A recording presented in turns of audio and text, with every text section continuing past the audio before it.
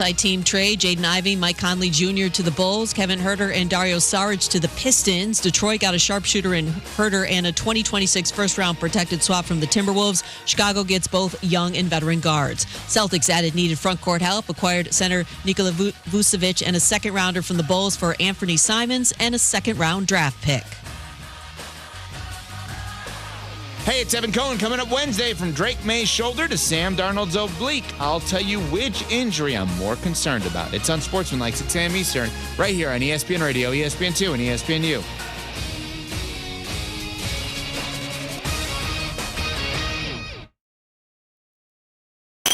After further review, powered by Sunshine, your hometown John Deere dealer in Louisiana.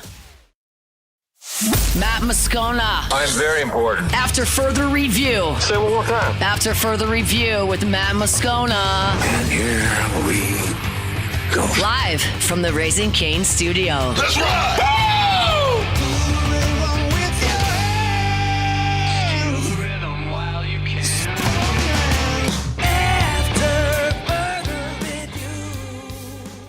Off and running, welcome in. After further review here on a Tuesday, presented by Sunshine, your hometown John Deere dealer in Louisiana. Musso in for Moscona. Scone is wheels up to Super Bowl 60. He will be back with you here on a Wednesday, and we will finish out the week with live coverage from Radio Row out in San Francisco for Super Bowl 60 between the Patriots and the Seattle Seahawks. We'll get you a thought.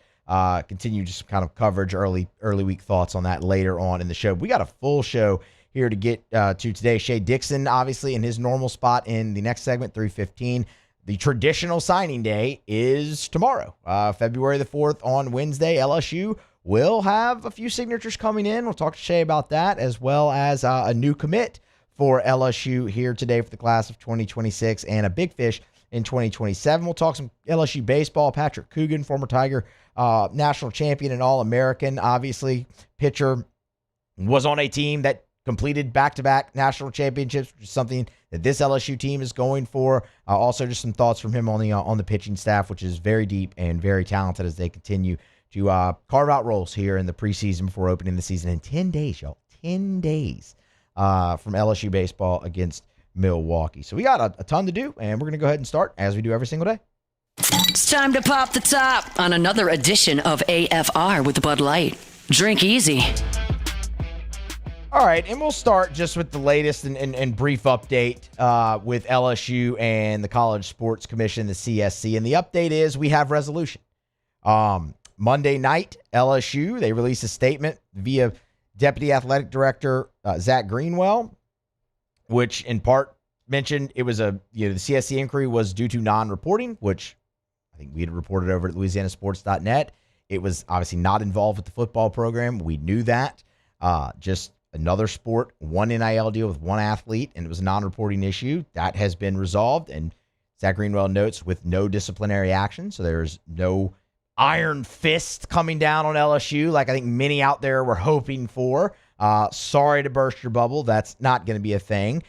He also noted in the statement that any deals that require submission to NIL Go have been submitted. So all's well that ends well there. The final part of the statement is actually the part that I kind of want to talk about a little bit here. I mean, at LSU, there's no disciplinary action. They can go forward as an athletic department now. They've done a great job working with the CSC, all of those things. I mean, this is the first time LSU was kind of under investigation, at least publicly, with this, and it was resolved in no time. And that's kind of the second part of it, right? The final line of the statement is an appreciation for the CSC's prompt review and resolution. And y'all, this enforcement arm, the College Sports Commission, I think we all had questions, right? And rightfully so. How is this one clearinghouse going to take in all of these NIL deals and source them out properly and efficiently and, approve, deny, arbitration, all of the things that they had to deal with in NIL Go? There's no way that one enforcement arm can handle all of this. And they have handled all of it and done so with remarkable efficiency through the first 7 months now on the job. We gave you some numbers earlier in January of the first 6 months of the CSC. And I'll reiterate those here to just illustrate this. So the CSC went into effect in June of 2025 with revenue share, and then they're going to police the third-party NIL deals, right? And from June 2025 through the end of last year, 17,321 NIL deals have gone through the CSC and been approved. And it totals over $127 million. That's in 6 months. Furthermore, a little north of 500 deals were denied. Some went into arbitration. Some were denied. There were some tweaks made. They were resubmitted and approved. And of the ones denied, it was near $15 million. That's from June 2025 to the first of this year. You now have an entire month's worth that have been shoved into the CSC's, portal into their face, given transfer portal, that wild 2-week stretch that you saw in January, and they're going to go through and clear all those out. But it's the efficiency in which this model has worked that I think is actually worth commending. 52% of the deals resolved within 24 hours. More than half. 24 hours. 73%, 1 week. And then you look at the enforcement arm aspect of this, where LSU's notified late last week. It's reported on Friday, and by Monday night, there's resolution. That is a far, far, far cry from the years-long investigations we would sit through with the NCAA. And look, I'm not going to sit here and tell you that everything's going to be great forever with the CSC and they're not going to do anything to piss somebody off, or they're not going to screw something up, or there might be an investigation that takes a little bit longer. Of course, I'm sure that will happen. But with all the questions that we had, with the influx of deals, the efficiency that they have worked with has truly, in my opinion, been pretty remarkable. And to get to quick resolution with investigations or with inquiries with problems, that I think is the biggest breath of fresh air ever. I mean, y'all, if the NCAA would have been really like handling this non-reporting issue for LSU, you might not be looking at a resolution of this until June.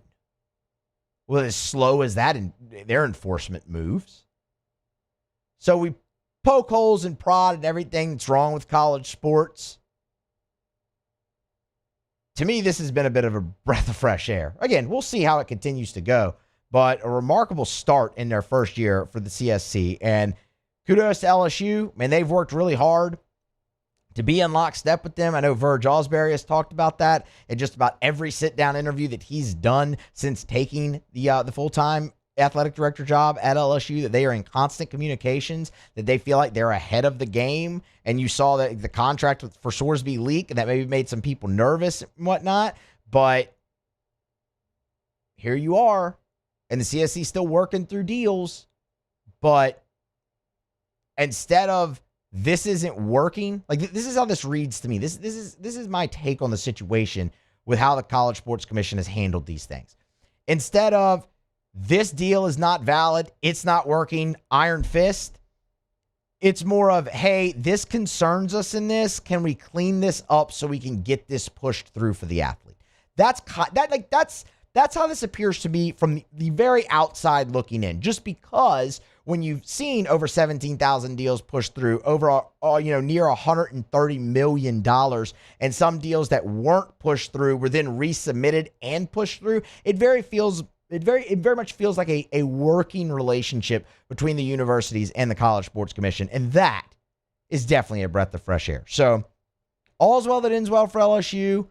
Resolution with no disciplinary action. I don't think that's really all that much of a surprise, given what we were able to learn about the situation from when it was reported Friday to then Monday night when it was over. But look, man, if you're looking for, a reason to kind of maybe believe in the NIL era, the first 6 to 7 months of CSC, I'm impressed. Let me just put it that way. Because I thought it was going to be a disaster and take a long time, and it's been anything but. So, hat tip to them. We'll see how that continues to go along. I'm sure they'll do something down the line to infuriate the masses, and when they do, we'll sit here and talk about it.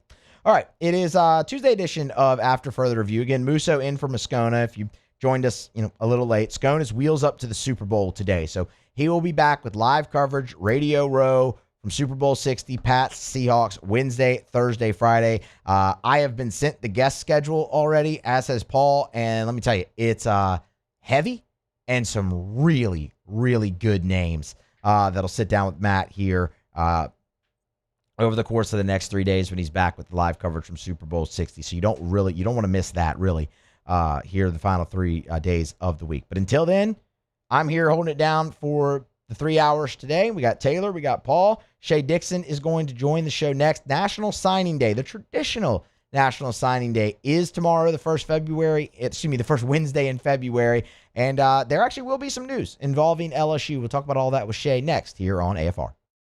AFR. AFR is brought to you by the Watermark Hotel and the Renaissance Hotel, 2 beautiful hotel properties in Baton Rouge, the Watermark downtown, the Renaissance Southtown right there on Bluebonnet. And when it comes to hosting your event, both the Watermark and the Renaissance are perfect. The Watermark is a gorgeous, elegant spot in downtown Baton Rouge. That wedding reception, that smaller gathering, that meeting space, they can do it. They've kept so much of the history and tradition of that iconic building while modernizing it. The Gregory is a great restaurant inside of the Watermark as well. And then, of course, the Renaissance Hotel, Southtown, right there on Bluebonnet in Baton Rouge. It's more modern. It's a gorgeous, gorgeous hotel property at the Renaissance Hotel where they have meeting space that can accommodate up to 500 people, 7,000 square foot of meeting space, perfectly located right off of Bluebonnet and I-10. It's the Watermark and the Renaissance Hotels in Baton Rouge. South Louisiana, it's turnaround season, and River Parish Contractors is calling in the best of the best. We're hiring pipe fitters, iron workers, boiler makers, combo and structural welders, rig welders, carpenters, crane operators, dirt operators, and more. If you're ready to work, ready to earn, and ready to build something that lasts, call Big Jake at 318-547-1000 or go to rpcontractors.com. River Parish Contractors. Let's get building. Gulf Coast Bank and Trust is giving our customers the power to bank anywhere, anytime during this challenging event. And we're right there with you. Our mobile banking app is a smart way to manage your money and time. Gulf Coast Bank and Trust, the bank that cares about you. Make Raising Cane's the first stop for your second line. Get extra saucy with a Cane's doubloon for just $1 that scores you extra cane sauce through April 3rd with any purchase. Let the good times roll this Mardi Gras with Raising Cane's. One love. After a decade of working in private duty nursing, I know how hard it can be to find compassionate care for the ones that you love the most. So I started Decision Critical, a premier concierge nursing agency, so we can take care of you wherever you are. Our highly skilled nurses provide exceptional care from the comfort of your own home with personalized packages for short-term, long-term, or even around-the-clock care. Visit us at decisioncriticalbr.com and give us a call today to get started. Jordan Faber here with some exciting news. Faber Automotive has officially arrived. We're proud to introduce your new hometown dealership, Faber Chevrolet GMC. That means more inventory, better deals, and the same great local team. Now backed by the trusted Faber family name. Whether you're shopping or servicing, you'll feel the difference from day one. Allow us the opportunity to earn your business. Faber Chevrolet GMC. Visit us in St. Francisville or online at FaberChevrolet.com. Dr. Johnson, that's my guy. He gonna tell me when I need to do better. He gonna tell me when I need to slow down. And I trust him 100%. The medical care that I receive at LSU and with Our Lady of the Lake is top tier. I really trust what they telling me, and they keep me right. Lockmeyer, Sean Fagan and Associates has won for our clients over $175 million over the decades, but our greatest success is our clients who have chosen and trusted us to help them. Whether you hire us at all, give us a call. You've got nothing to lose. Hi, I'm Sean Fagan. If you get injured, you could be staring at medical bills, repair costs, and lost income. Life can be turned upside down. At Lockmeyer, Sean Fagan and Associates, we'll work to turn your world right side up. Hire us, and like thousands of our clients, you'll be glad you did. Looking for the ultimate game day experience? Come to the Queen Casino in Baton Rouge. Savor game day platters and snacks, plus drink specials at 17. After further review, powered by Sunshine, your hometown John Deere dealer in Louisiana.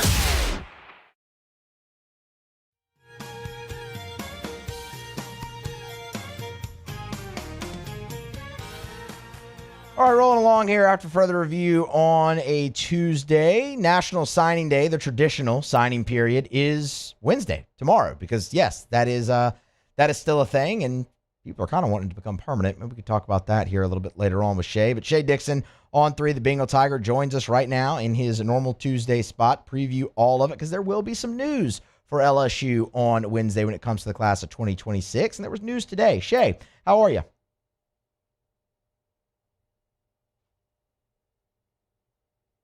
Do I have Shea?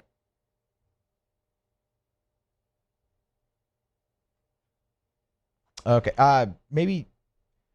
All right. We'll try to connect with Shea. Maybe call him. Maybe just call him on the phone. As I said, there will be some news for LSU, obviously on National Signing Day on Wednesday. Obviously today, LSU did get a commitment from junior college prospect Adrian Lamb. He'll count towards the class of 2026. We'll get Shea's thoughts on that. And then Jackson Williams, a safety from Archbishop Shaw, is expected to sign with LSU on Wednesday, as is Amari Peterson from Orlando. He's a cornerback. So we'll get Shea's take on all of that. And I do kind of want a thought from Shea on maybe if we are headed back to the February signing date becoming National Signing Day again. Do we have Shea? Shea, can you hear me? Welcome in.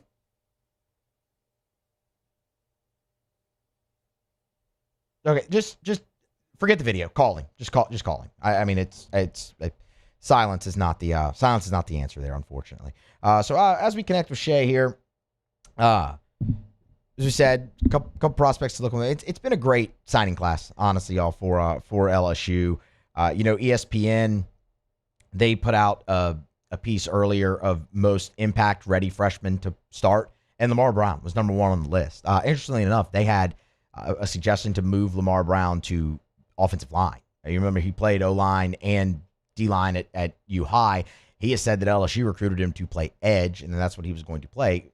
In ESPN's piece, they recommended, O-line. Now, it is worth noting, obviously, with their path to the field, like ready-made freshman to play, path to the field at LSU would probably be conceivably more on the O-line. But, I mean, look, Lamar Brown obviously anchors that class, and, Richard Anderson, big defensive lineman out of Carr in New Orleans. Okay, we have Shea now. Shea, sorry about the connectivity issues there, man. How are you? We're not going to. Just cut that part out. We won't tell Matt about that. Yeah, well, exactly. We'll leave that out. All right, Shea, National Signing Day, the traditional day, is tomorrow, Wednesday. LSU did get a commitment earlier from the junior college ranks. Adrian Lamb, expected to be part of the class of 2026. Now, what can you tell us about him, the big offensive tackle?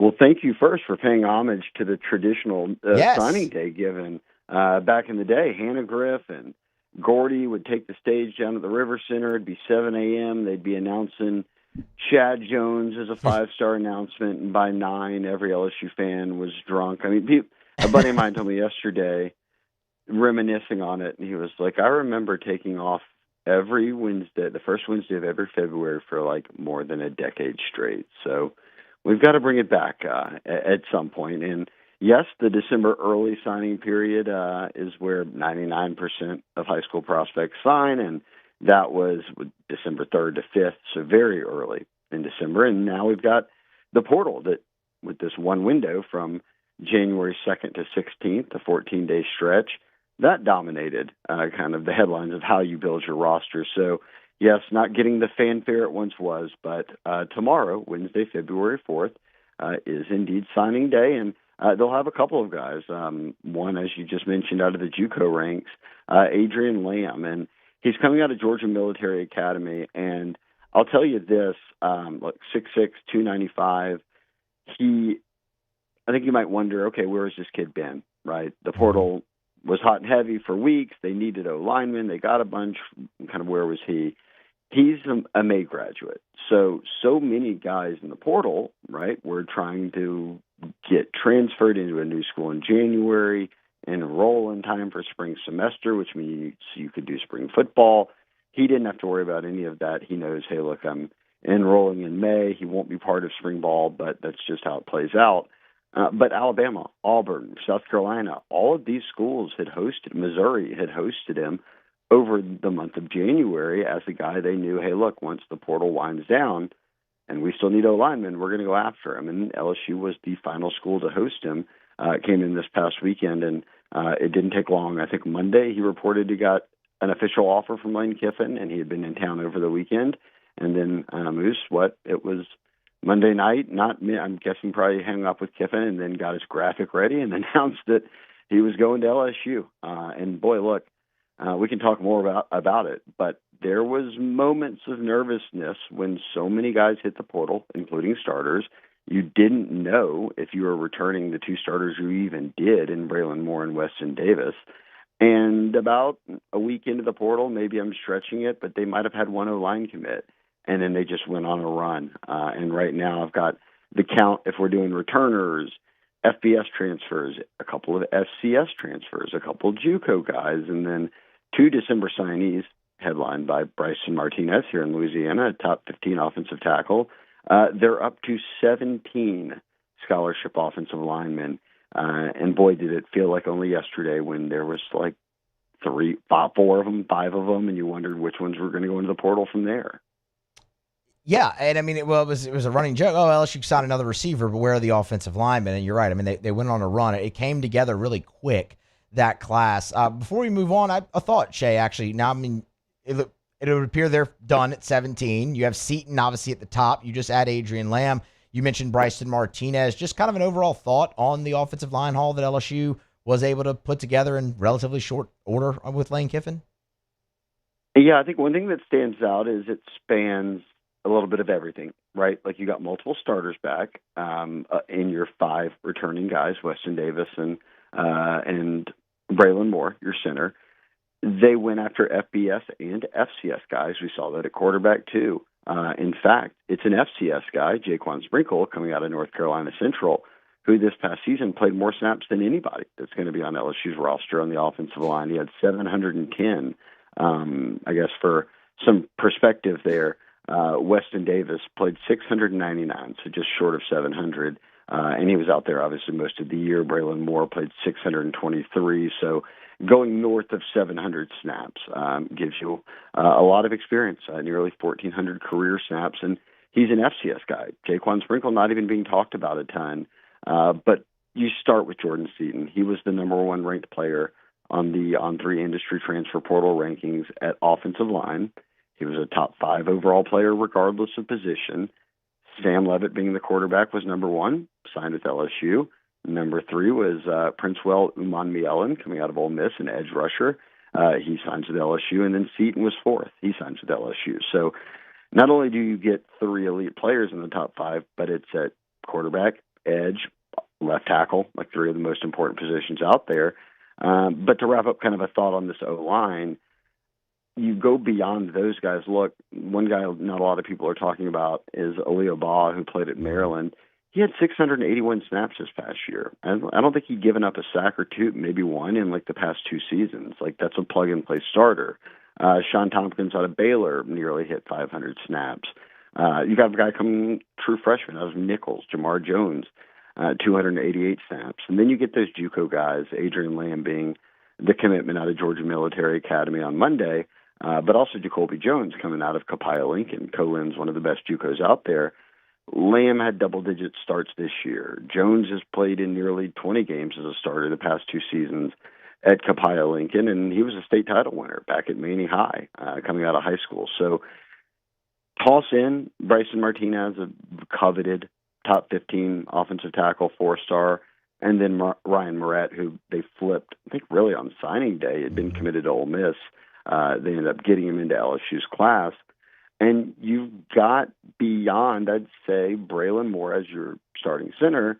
Yes, Weston Davis started a lot of games at right tackle. Yes, he's got tons of experience, but there's competition here. And Moose, I at least think you've added Seaton, starter at left tackle. You've added Ball to Maryland, starter somewhere. And then Weston Davis and the rest of this group can fill in. The funny part is, just the curious part maybe, is of all of the FBS 8 total, FBS and FCS transfers they took, the guy with the second fewest snaps was Devin Harper. It's because he was a true freshman this past year at Ole Miss. He played 72 snaps, so that's a good bit. He was a 4-star LSU commitment, top 100 player, all of that 12 months ago, and he flipped Ole Miss on signing day. And now that Kiffin is at LSU, he's back now as part of the transfer portal haul out of Oxford. So, I can roll off all these guys who've played a ton, but even guys like Harper, who don't even have 100 career snaps, who have 1 year of football under their belt where they played 6 games because they had an established O-line at Ole Miss, he can compete to start. So it's a really nice blend and certainly puts you at ease, right, from as an LSU fan, given where things were just a couple of weeks ago. That's for sure. I mean, with the speed and the efficiency that came together, I think that definitely eased some concerns. Shea, a couple more guys for tomorrow. A couple of 3-star defensive backs, Amari Peterson out of Orlando, Jackson Williams out of Shaw down in New Orleans.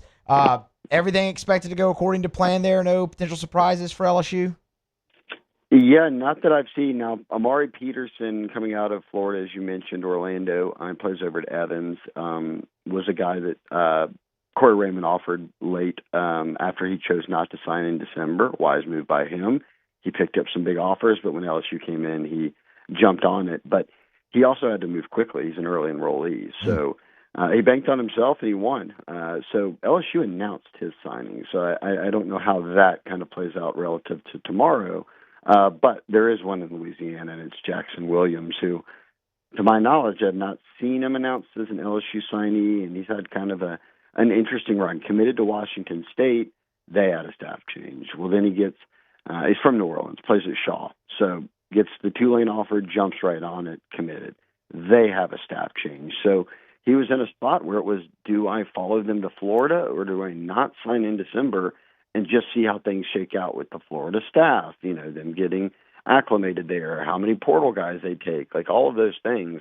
And in that time, LSU came through with an offer. And he is a kid who was already 6'2", plays safety, been, back-to-back maybe state title appearances for Shaw, but he was the key piece to that defense. And a lot of people around the area in New Orleans and South Louisiana have come across him during high school games and said this is the kind of kid that LSU can develop, which is when you get caught up in the portal era, that's, doesn't become as talked about. But the old days of developing DBs at LSU typically works out. And tomorrow they'll get to add another one in Jackson Williams coming out of a really good Shaw program.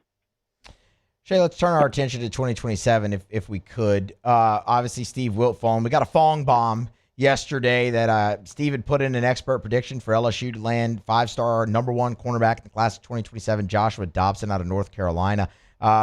Corey Raymond doing work as always. What can you tell us about Dobson? I mean, should I use Dobson's quote of Corey Raymond is one of, if not the best, cornerbacks coach in college football, and I think that his track record has shown it. And back in the day, look, for the OGs, Ron Cooper kind of started this thing out with DBU, and certainly Corey Raymond and the players have taken it to new heights with what they've done at LSU, the accolades there, and then what they've gone on to do in the NFL, no matter if they were a 3-star or a 5-star. Now, Joshua Dobson is not only a 5-star, he's your number 1 corner on Rivals for this upcoming class. So not a shocker that Corey Raymond's been all over him. And look, Dobson said when his recruitment kind of took off, that was right when Corey got back to LSU. They came across his film. He reached out. So they've had a bond for a while. And when they got to go on the road for the past couple of weeks and see kids in person, not just have them on campus, Blake Baker at the DC and Raymond hopped on a flight and went right to North Carolina to go see Joshua Dobson. And now this past weekend, from Friday to Sunday, he was back in town again. And this time it was with Mom, dad, sister, sort of everyone that's going to be around you when you're making this decision. And I think Steve, as he pointed out, is it imminent that he pops yesterday or today? No. But right now, LSU is absolutely the team to beat. And we'll see how long Dobson stretches it out. Obviously, a long way till the early signing period. Every team in the country's after him. But just kind of the comments he made about meeting Lane for the first time and his parents, which is big for them, but also diving deeper into just the fit with Coach Raymond, how he runs the DB room. And boy, don't you just point to a guy like DJ Pickett and say, I signed a 5-star number 1 cornerback a year ago, and look at him now. By midseason, he was splitting reps and earning starts, and I worked him in and didn't just throw him right into the fire, and that gave him enough confidence to close out a season where he was a freshman All-American in multiple different publications and outlets and everything like that. So hopes are high for him, and certainly if LSU can land Dobson, boy, you feel like you're right back in that Pickett camp. And I'll quickly say, in between them, LSU just signed another kid, Haven Finney, out of California, which I don't even know the last time LSU signed a California kid. Lane and them might start, given how many kids I've seen talking about LSU from California. But it was Haven Finney. If you remember, Haven Finney is a year young for his grade because he reclassified, because he wanted to be here on this year's team. He was the number 1 cornerback in that class before he reclassified, obviously. I think he finished top 10, but then he got mixed in with a bunch of corners who were a year older than him and had more film and development. So didn't finish 1, but there was a time where he was number 1. So I'll kind of end my long-winded thought with how you began. Shocker, right? Corey Raymond, number 1 corners, and having a very high chance of landing him. Shea, last one for you here. Just a thought. I mean, you mentioned it. They've been out on the road. I mean, Lane's been posting all the pictures on social media just of, high schools and things as he's wont to do. Just a thought on their early start here on the 2027 class. I'm impressed. And look, this is a total, win the off-season moment. You're 0-0 and, it's the old adage, that nobody's ever lifted heavier weights. They've never run faster, all that sort of stuff. But we're in a coaching change, and here's the reality of it is it feels so different. The fan base is sort of galvanized by both making the change and then hiring someone like Kiffin, keeping the defensive staff in place, and then doing what they did to retain the 5 stars and key guys in the December signing period out of high school, and then to do what they did, both retention-wise. Look, don't act like every team in the country wasn't out there trying to get Trey Green on their team or a guy like that, right? So they retained well, and then they had the best transfer portal class in the country, and along the line had 40-plus transfers signed with them. So many options and depth and starters at positions. And then you cap it off. You didn't just sign the number 1 player ranked in the portal. You signed 3 of the top 4. So top to bottom, it's just been impressive. To turn around after all of that, they sent every coach and Lane on the road, hit most all of the high schools in Louisiana that have prospects for 2027 and into the next year. And then didn't just hit border states, went everywhere. They were up in Pennsylvania, California, you name it, and it was Lane right there with them. And I think for LSU fans, Moose, correct me if I'm wrong, but kind of a breath of fresh air. Yeah. I mean, it's the tireless worker. I mean, that's been the refrain ever since Lane, took the job and had the press conference. We've heard from him one time. It was the introductory press conference. Other than that, it seems like it's been nose to the grindstone. Shea, good stuff as always. Shea Dixon on 3, Bengal Tiger on Twitter, X at Shea Dixon. He's the best, and we'll talk to you again next week. Actions speak louder than words, Moose. That's what we're going with. Absolutely, 100%. Thank you, Shea. Later, Moose. Later. That is Shea Dixon. We're due for a break, but first, we'll have Matt give you a word about, Parish Construction and Roofing. Brought to you by Parish Construction and Roofing, parishbuilt.com, parishbuilt.com. Tell you every day, do business with someone you know. That's me and Terrio and Richard Tilley and Joe Morales and Trent Davis and our whole staff. We appreciate everyone so much who's given us the opportunity. Our commercial roofing manager, Matt Pearson, sent us all a text that we were just awarded a large commercial roofing job today, and they heard us talking about it. Yes, of course, at your home, any roof repair, replacement, we love to help you out. We can install gutters for you. We do soft wash, do all of it. But I want to remind you that we are a commercial roofing company as well. So if your commercial building needs a new roof or repair, you're having any issues whatsoever, we have the best guy. We went and scoured the world and found Matt Pearson in Florida, and we brought him to Baton Rouge. I'm convinced there's not a soul alive that knows more about commercial roofing than Matt Pearson. So if your commercial building is having any roof issues, roof repair, replacement, or you just need options, trust me, have a conversation with Matt Pearson. We'd love to help you out. Parishbuilt.com, parishbuilt.com. All right, we're going to grab a break. Thanks to Shea Dixon for hopping on there and fighting through some of our little technical issues we had getting connected with the video call. But appreciate Shea as always. He's great every week. And we'll grab a break here. We'll come back. We'll go around the SEC. That is next here on a Tuesday edition of AFR presented by Sunshine, your hometown John Deere dealer in Louisiana. After further review. Get Gordon and get it done. Gordon McKernan Injury Attorneys. If you've been injured and it's not your fault, do what injured people in Louisiana have done for more than 30 years. Call Gordon McKernan Injury Attorneys. 888-8888. It's all eights. 888-8888. I don't even need to give you the area code because no matter where you are in the state, it doesn't matter. Just dial 888-8888 for Gordon McKernan Injury Attorneys. Gordon does an awesome job, man. He's a great person. They've been so invested in our communities with all the charitable and service work that they do. They give back into the communities that they represent, no matter what time of year. If it's the bike giveaway for kids around Christmas time, if it's the laptop giveaway around back to school time, if it's the charitable work they do during October for Breast Cancer Awareness Month, they're always involved in the community. We tell you all the time, of course, about the G team and what Gordon's done with NIL and the opportunities that he's afforded student athletes. Just a great, great community partner. If you've been injured, you need representation, go to getgordon.com. That's getgordon.com. Get Gordon and get it done. Trust isn't given, it's earned. Earned by showing up, putting in the work, the hours that nobody sees. I didn't get here on my own. I trust my coaches to lead, my teammates to step up, and when the game is on the line, Our Lady of the Lake to keep me healthy and on the court. Because it takes a champion to care for a champion. I trust the Lake. From championship athletes to everyday champions, trusted care starts here. At Hood Dental Care, giving back and spreading smiles is what we love most. This Valentine's Day, we're inviting you to help us change someone's life with our Valentine's Day Smile Giveaway. Do you know someone who deserves a smile makeover? Nominate them today. Just visit the Hood Dental Care Facebook page and fill out the entry form.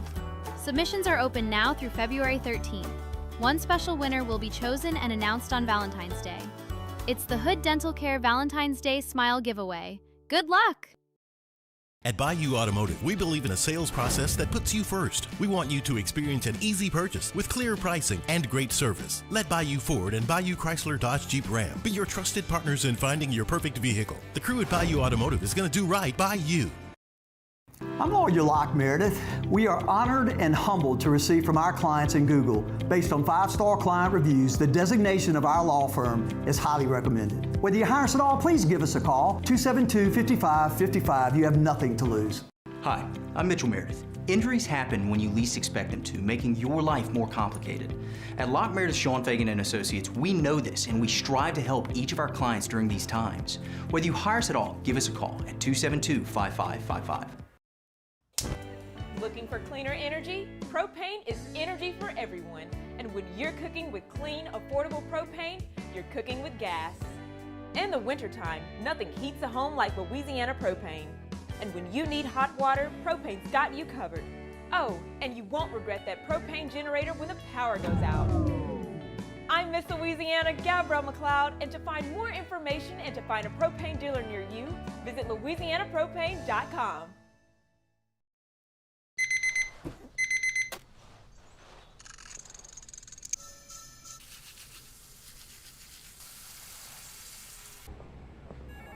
Sometimes you ignore the signs, even when they're right in front of you. Problem gambling isn't always easy to spot. Know the signs. Set your limit. Learn more about healthy gambling habits by visiting us online or text or call for free confidential help now. Looking for the ultimate game day experience? Come to the Queen Casino in Baton Rouge. Wall-to-wall TVs mean you'll see every touchdown in HD. Place your bets and fill the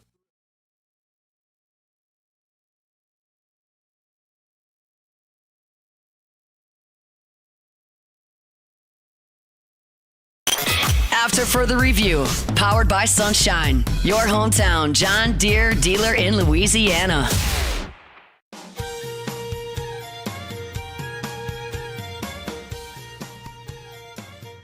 Quick reminder about Lee Michaels Fine Jewelry, lmfj.com. lmfj.com for Lee Michaels Fine Jewelry. They're the best. If you are, gentlemen, thinking about popping the question and you're thinking about where am I going to go buy that diamond, I want you to consider this. There are places that will sell you man-made lab diamonds, but what are you buying? It's according to its makeup and characteristics, sure, diamond. But is it going to hold its value? Like, is that the way you want to say, I love you, I want to spend the rest of my life with you? Go to Lee Michaels. Go to Lee Michaels. Walk in the door. Experience the thing I talk about all the time, which is the Lee Michaels experience. It's Lee Michaels Fine Jewelry with 10 locations. Baton Rouge, 2 locations in Baton Rouge. New Orleans, Lafayette, Shreveport, Mississippi, Texas as well. 10 locations across 3 states. It's Lee Michaels Fine Jewelry. Thrill her, gentlemen. Thrill her with a gift in the red box from Lee Michaels Fine Jewelry. Go around the SEC here momentarily. College baseball just continues to grow, and of course the SEC is a huge part of that. ESPN released their networking schedule for college baseball in 2026. 90 SEC games total will be on network television, 70 on the SEC network. You have 12 on ESPN2, 6 on ESPNU, 2 on ESPN, and 1 on ABC. The SEC Tournament Championship game will air on ABC for the very first time. You'll also have a regular season edition of Squeeze Play on the Thursday of the final weekend of the regular season, which is awesome. Squeeze Play, of course, has become so popular in the NCAA tournament, taking you from site to site, all the big moments. You never miss anything. To have that on the final weekend of the regular season where so much is on the line from bids and stolen bids and positioning in conference tournaments, I think that's awesome. I think it also would be great to have one for, like conference tournament week and weekend, but hopefully we'll get to that. So the SEC is going to be at the forefront of that. If you're wondering, just, for LSU's sake, LSU will have 12 network television appearances here in 2026, 7 on the SEC network, 3 on the Deuce, 1 on ESPN, and 1 on ESPNU. But it's much bigger than that, y'all. ESPN will carry over 4,000 college baseball games across all their platforms, streaming and network and linear television otherwise. 160 plus, more than 160 games on linear television for ESPN networks here in the 2026 college baseball season. That's awesome. I mean, there was a time where it was just the postseason. There was a time where maybe you'd have 12 regular season games across the entire sport on network. Of course, LSU and Baton Rouge always had a little bit more with CST and Jumbo Sports Network, but to see where you can go and you can watch every single one of LSU's games and over 4,000 college baseball games, that's just such a giant step in the right direction, and honestly makes me just very, very happy to watch this game continue to grow and to see, a tournament championship game from the SEC get aired on ABC this season. Man, I mean, that's awesome. That's growth. That's great for the game, and hopefully it just continues in that direction, and great investment, honestly, from ESPN here in college baseball. More than 160 games, regular season games, linear television. That is awesome for a sport that it used to only be the postseason. That was on TV. We've made great strides, and I hope that those continue to just kind of double and triple and increase here as we go along. Let's make it a household thing, man. It's a very regional sport, and I get that. But this is a huge step in the right direction, just to see the coverage continue to grow across all platforms here in 2026. And again, the SEC, of course, is a big part of that. All right, it is after further review here on a Tuesday. Musso in for Moscona. Moscona is back tomorrow. Live coverage, Radio Row, Super Bowl 60. That is the reason he is out today. He is in transit out to San Francisco, and we got some great shows already planned with guests and things of that nature. So make sure you are locked, loaded, and ready to go starting tomorrow for live coverage from the Super Bowl. Right now, we're going to do whatever about this. We do whatever about this time. Let's go around the SEC. Around the SEC, bringing you the biggest news from the nation's best conference. The Tennessee Volunteers. Stop me if you've heard this before. Tennessee quarterback Joey Aguilar has filed a lawsuit against the NCAA seeking an extra year of eligibility. The complaint was filed in a Knox County, Tennessee court, arguing that Aguilar should be allowed a fourth year of Division I football because his years in junior college should not count. Seeking an emergency temporary restraining order and an injunction against the NCAA that would permit him to play. Of course, he was a plaintiff in the federal lawsuit filed by Diego Pavia about this very thing. He has removed himself as a plaintiff there. Tennessee would like him back as well. Threw for 3,500 yards and 24 touchdowns this past season. We'll keep you updated. The Texas Longhorns. Texas has landed a commitment from in-state linebacker Cade Hogg. He is out of Humble, Texas, Kingwood High School. He announced it on social media Monday night. 6'1", 220 pounds, was in Austin this past weekend for a visit. 247 Sports has him as the number 41 linebacker. He is commitment number 5 for Texas's 2027 class. The Georgia Bulldogs. Georgia freshmen Dontrell Glover and Bo Walker have reportedly resolved their shoplifting charges. This took place during preparations for the CFP quarterfinal against Ole Miss. It was misdemeanor charges for an offensive guard in Glover and running back in Bo Walker. This is all according to Mark Weisner of the Athens Banner Herald. The charges will be dismissed if the two players commit 30 hours of community service, a theft awareness class, pay a $200 program fee, and a $45 monthly supervision for fee. They also must abstain from alcohol and drugs. They'll have probation for 6 months. They're also barred from Walmart. Both players... Taylor, you made me break there on that. All right, both players...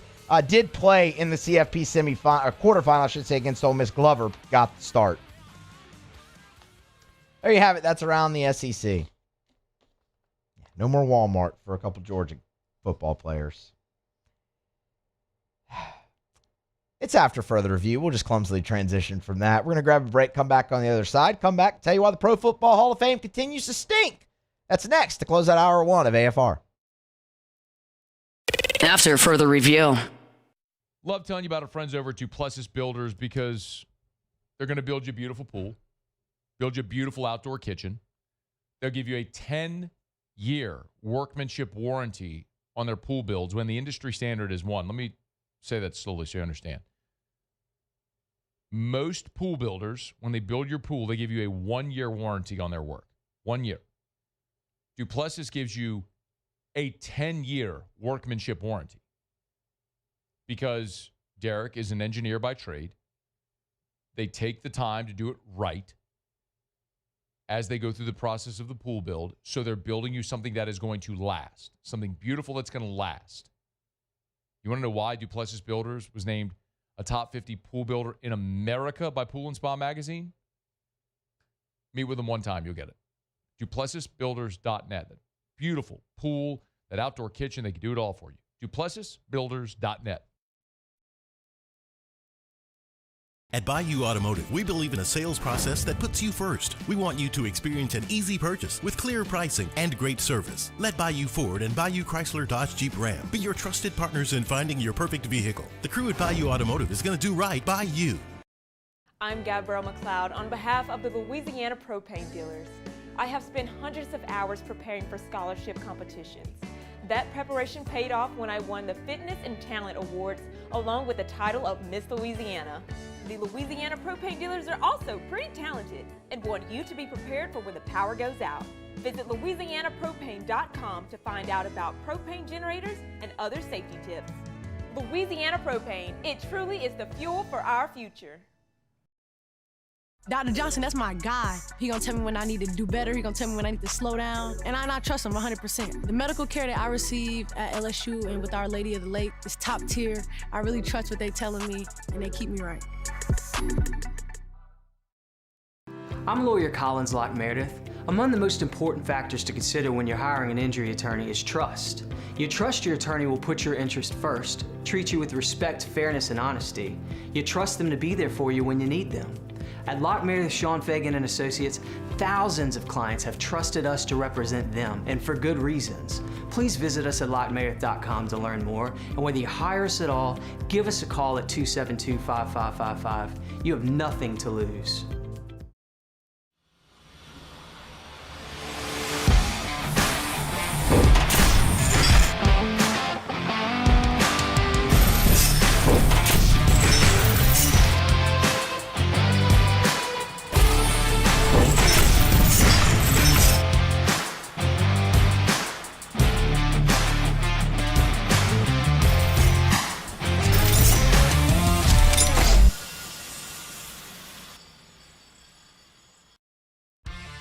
South Louisiana. It's turnaround season, and River Parish Contractors is calling in the best of the best. We're hiring pipe fitters, iron workers, boiler makers, combo and structural welders, rig welders, carpenters, crane operators, dirt operators, and more.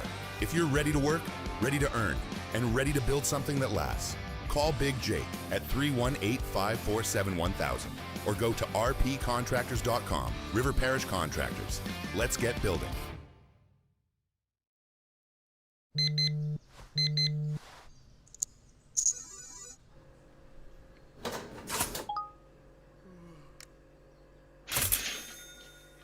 Sometimes you ignore the signs, even when they're right in front of you. Problem gambling isn't always easy to spot. Know the signs, set your limit. Learn more about healthy gambling habits. After further review, powered by Sunshine, your hometown John Deere dealer in Louisiana.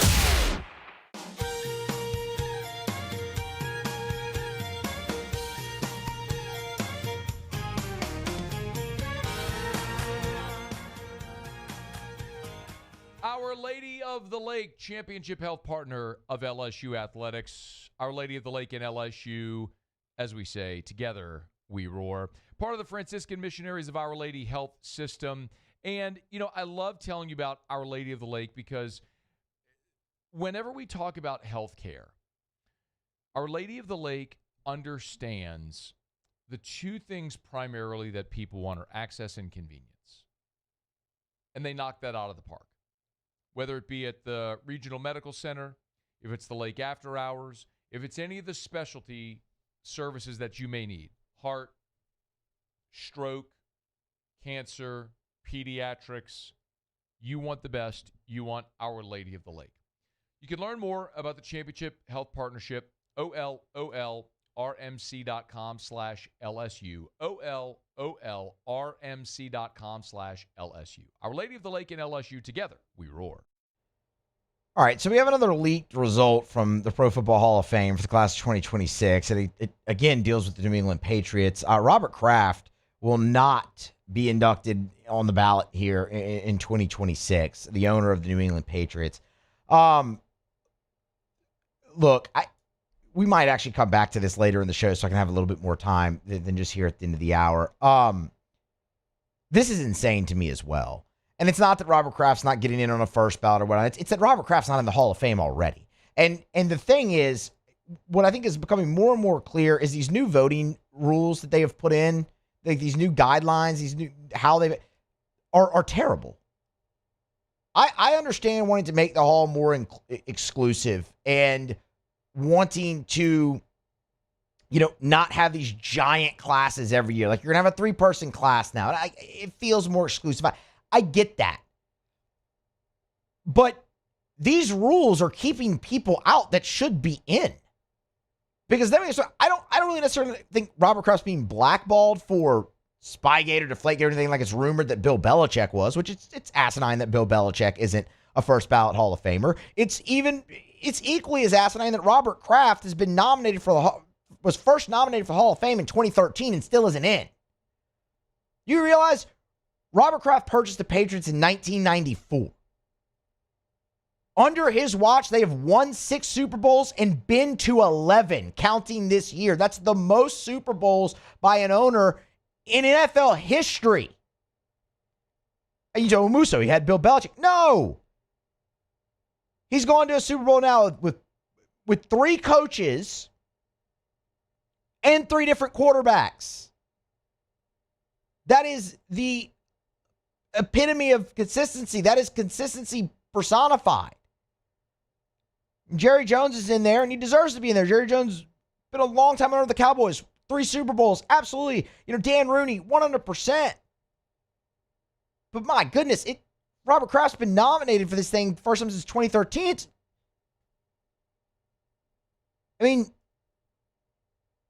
Make that make sense.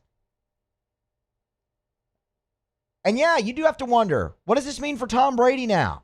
We're going to talk about this a little bit more later in the show when I have more time. It baffles me that a guy with that resume who has owned a team for this long isn't in the Hall of Fame. SportsCenter and then Hour 2 next. AFR.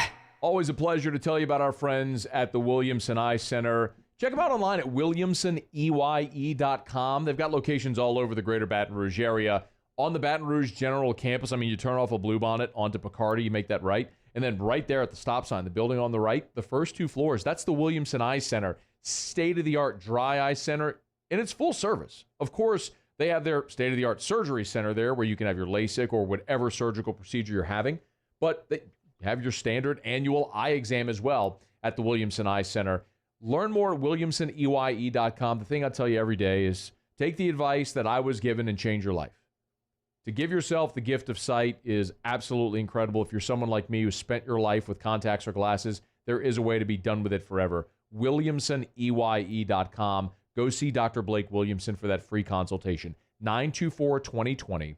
924-2020 or williamsoneye.com for the Williamson Eye Center. After a decade of working in private duty nursing, I know how hard it can be to find compassionate care for the ones that you love the most. So I started Decision Critical, a premier concierge nursing agency, so we can take care of you wherever you are.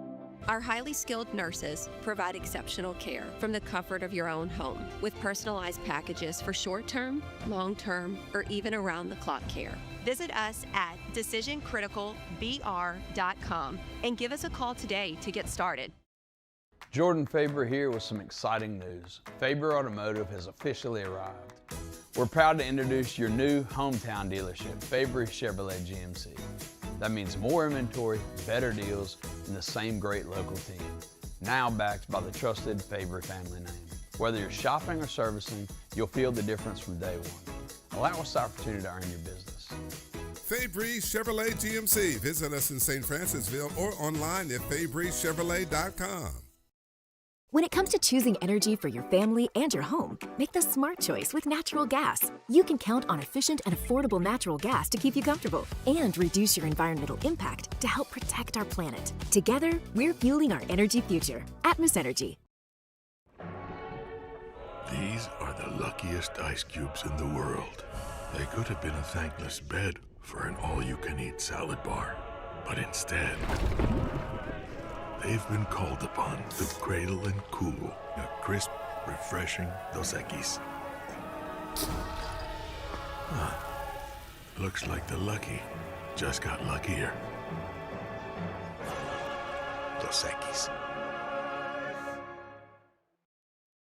Gulf Coast Bank and Trust is giving our customers the power to bank anywhere, anytime during this challenging event. And we're right there with you. Our mobile banking app is a smart way to manage your money and time. Gulf Coast Bank and Trust, the bank that cares about you.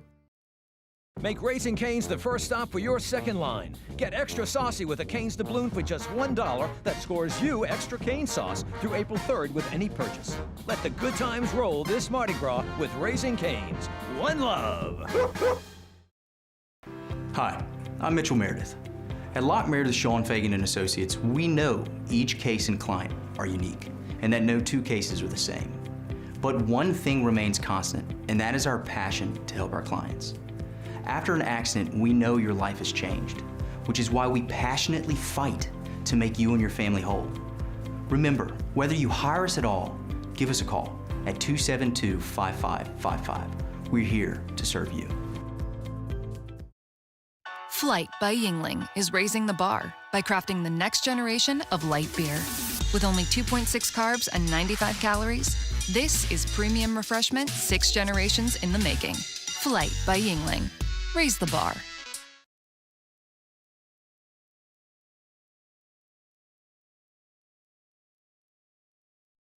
Is SportsCenter.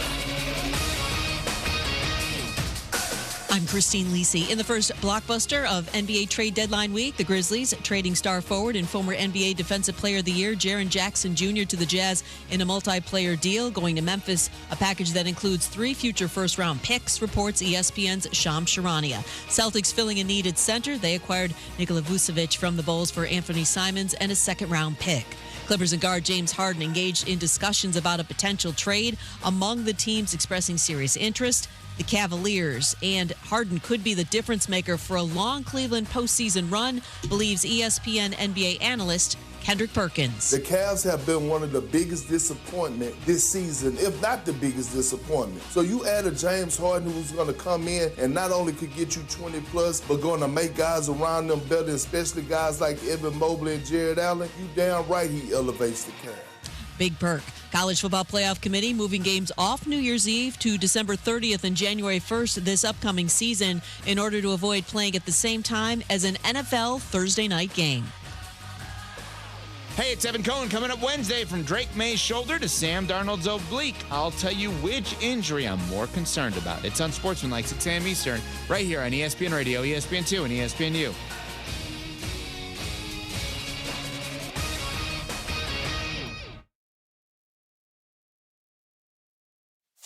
Matt Moscona. I'm very important. After further review. Say one more time. After further review with Matt Moscona. And here we go. Live from the Raising Cane studio. Let's ride!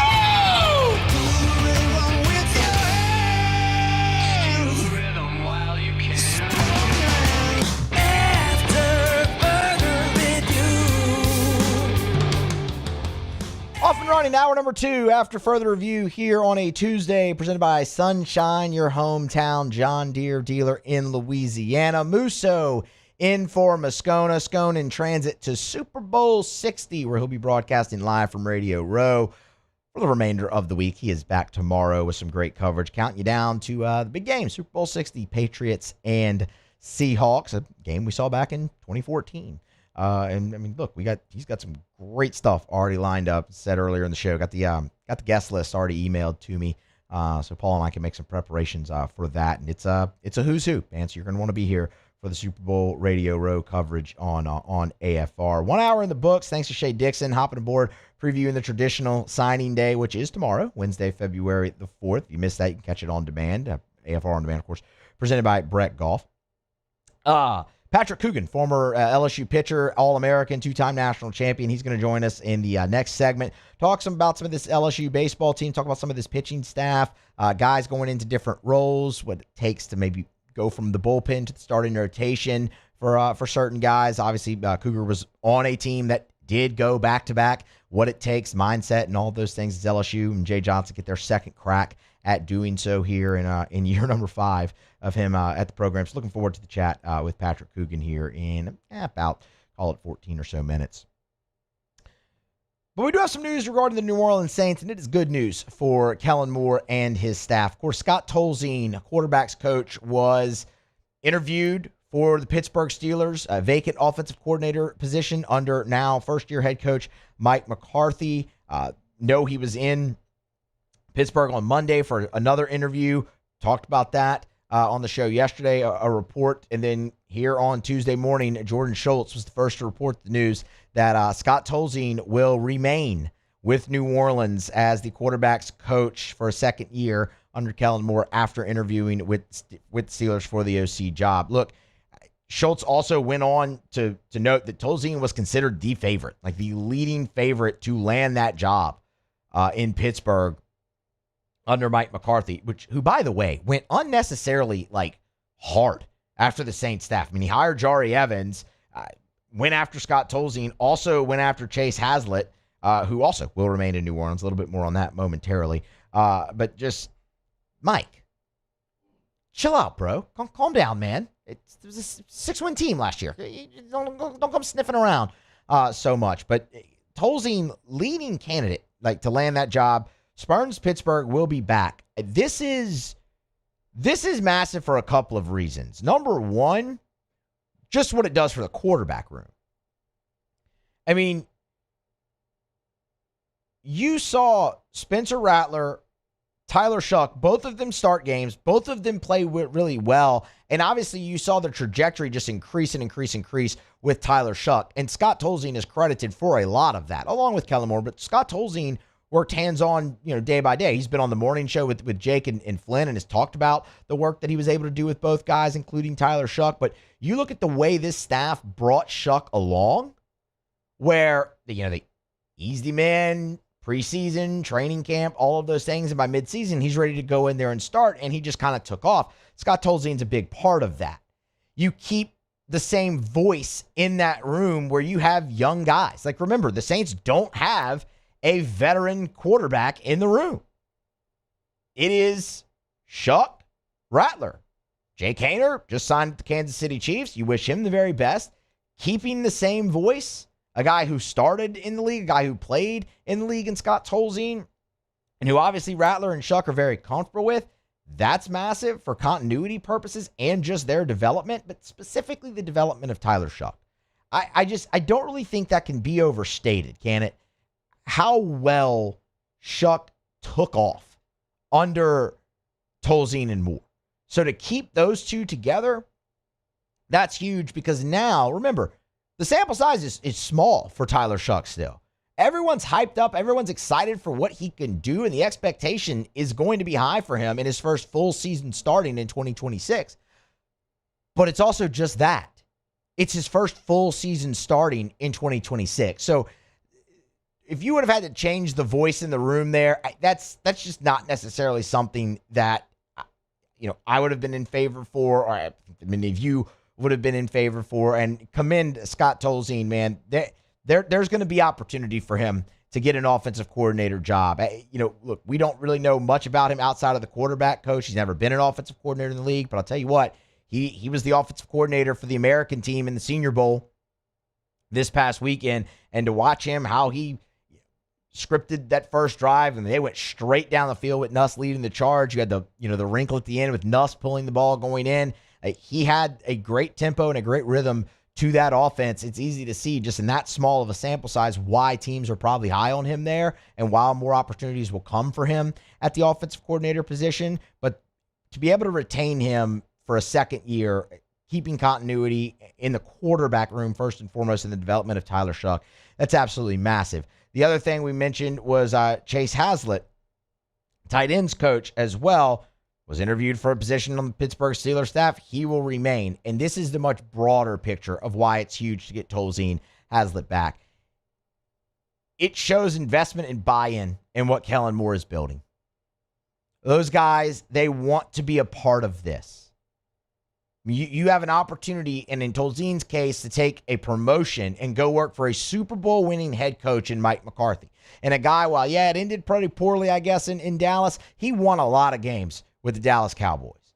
And again, a Super Bowl with Green Bay. I mean, that's a guy you could really go learn under, but they said, no, we don't need that. We're going to stay with Kellen Moore. We're going to stay in New Orleans. We're going to be a part of what is building down there in the Big Easy, where you saw the run this team went on at the end. And the schedule lightened up, and that's fine. You were also playing Bucks and Panthers, who were competing for a division and a playoff spot, and you beat them both. The optimism is at an all-time high given the last 5 years of this organization. So to see guys like Scott Tolzien, like Chase Haslett, who, is obviously very familiar with the organization. His father was the head coach. But to see them buy in, double down, and stay with Kellen Moore and want to be a part of what is building in New Orleans, which is hopefully a contender in the division next year and a potential for a division win and a playoff spot, let's just put those cards out on the table. You saw a lot of young guys play and play well, headed up by Tyler Shuck and Kelvin Banks. You have another draft class coming in. You'll have capital and money to spend in free agency. I don't think that's an unrealistic expectation. You still play a fourth place schedule. Look at the New England Patriots. Everybody, cracked on them. Easy schedule. That's why they are where they are. Well, they're in the Super Bowl now, with a lot of pieces similar to what you're returning. So to see those coaches, they're going to be a part of it. I think that's very meaningful. I think that's very important. I think that's a great sign for Kellen Moore's direction here in New Orleans. Now, look, it's great to talk optimism. It's great to talk expectations. They're going to have to go out there. They're going to have to complete this offseason. They're going to have to hit in the draft again, hit in free agency, and go out there and ultimately win games. But I think it's undeniable that the trajectory is pointing up for the New Orleans Saints, and it's great that these guys want to be a part of it. The other thing is staff retention as a whole. You look at the turnaround that Brandon Staley's defense had in the second half of the season where they ended up a top 10 unit in the league. That's a guy who's a former head coach, and he didn't get really any sniffs at jobs. Those will come with the continued success from him. But you get to bring Brandon Staley back, Tolzien, Haslett. You go through this whole deal, the whole offseason with the run you made, and you only lose Jari Evans. That is major success for Kellen Moore and his staff and retention going forward into what is, as we laid out, a very pivotal year for the New Orleans Saints, where they hope to get back into the race for the division and the playoffs and hopefully find their way there. We will keep you posted all throughout, man. Plenty of Saints content coming here as well throughout the Super Bowl. Matt's got a couple Saint players that are going to join him on the show here in the coming days from Radio Row. But really nice start to the offseason for Kellen Moore and the New Orleans Saints with the draft looming here coming in April. NFL Combine next, Pro Days, and then the draft, and then free agency from there. But so far to retain the staff that he did, that's a great start to his first, or I should say his second offseason as the Saints head coach. Okay, we're going to grab a break. We'll come back on the other side. It's after further review. Sunshine, your hometown John Deere dealer in Louisiana. They bring you Tuesday shows. When we return, Patrick Coogan, former LSU All-American and two-time national champion pitcher, joins the show. We'll kick around some LSU baseball and expectation next with Cougar on AFR. AFR. Let's Rev, R-E-V, letsrev.com, letsrev.com. You ever just get super frustrated at super slow internet? Oh, we've all been there, man. The little spinning wheel, slamming your keyboard or your mouse, pounding the desk because it's so frustrating. Your internet's so slow. Storm comes, knocks the power out, knocks the internet out, knocks the cable out. You're so frustrated. Maybe that's just me because I get kind of angry about things. But it's annoying. Nobody wants that to happen. Rev can help. They're local and 5 gigs, lightning fast speeds, and backed by an all-fiber network. Fiber. It's buried under the ground. I mean, you don't have to worry about a storm coming knocking the power lines down. Let's Rev. Listen, more than 70,000 Louisiana homeowners and business owners trust Rev. You should as well. REV. 90 years of local experience. Let'sRev.com. Let'sRev.com. I have no doubt that Our Lady of the Lake will keep me healthy. They make sure to do whatever they can in their power to make sure that we are 100%. They're constantly giving us resources, giving us advice on what to do. I think that just really helps us be the best players that we can be. Hi, this is Beth Tarina. Welcome to my pool.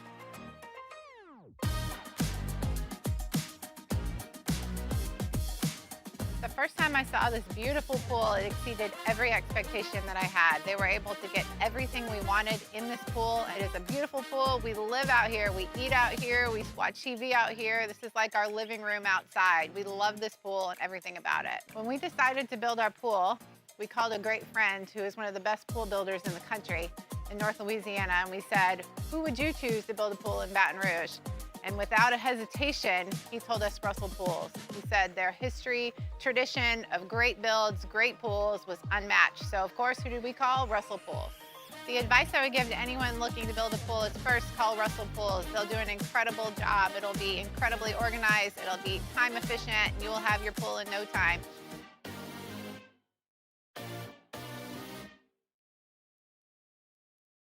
At Bayou Automotive, we believe in a sales process that puts you first. We want you to experience an easy purchase with clear pricing and great service. Let Bayou Ford and Bayou Chrysler Dodge Jeep Ram be your trusted partners in finding your perfect vehicle. The crew at Bayou Automotive is going to do right by you.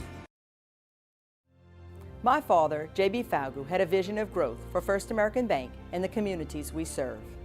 The bank's foundation was built on his legacy of compassion, loyalty, and dedication. Through his years of leadership, First American has prospered to heights even JB could not have imagined. I know my father would be extremely proud of the customer service and financial stability that First American provides to Southeast Louisiana. We continue to thrive because of the legacy of JB Falgu. Looking for cleaner energy? Propane is energy for everyone. Propane water heaters are very cost efficient, and the savings are even greater with a tankless propane water heater. We all know that Louisiana propane is a safe and environmentally friendly fuel. So why not go green while you save some green? I'm Miss Louisiana, Gabrielle McLeod, and for more information, visit louisianapropane.com. When it comes to choosing energy for your family and your home, make the smart choice with natural gas. You can count on efficient and affordable natural gas to keep you comfortable and reduce your environmental impact to help protect our planet. Together, we're fueling our energy future. Atmos Energy.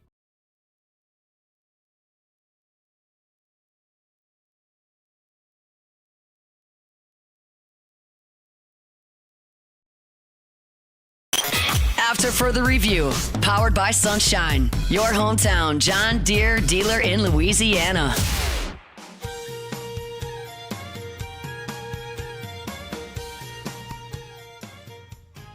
Continuing here after further review, presented by Sunshine, your hometown John Deere dealer in Louisiana. Musso in for Moscona. We are 10 days away from opening day at the box. LSU, the defending national champions, they will take on Milwaukee. In fact, just into the inbox here in the last break, the USA Today coaches preseason baseball poll is out, and your Fighting Tigers of LSU topped that poll at number 1 in the country. It's the second number 1 preseason ranking for LSU. They have not been ranked below number 2, so expectations are abound, as they usually are this time of year when it comes to LSU baseball. A guy who knows a lot about that is former Tiger All-American and 2-time national champion pitcher Patrick Coogan.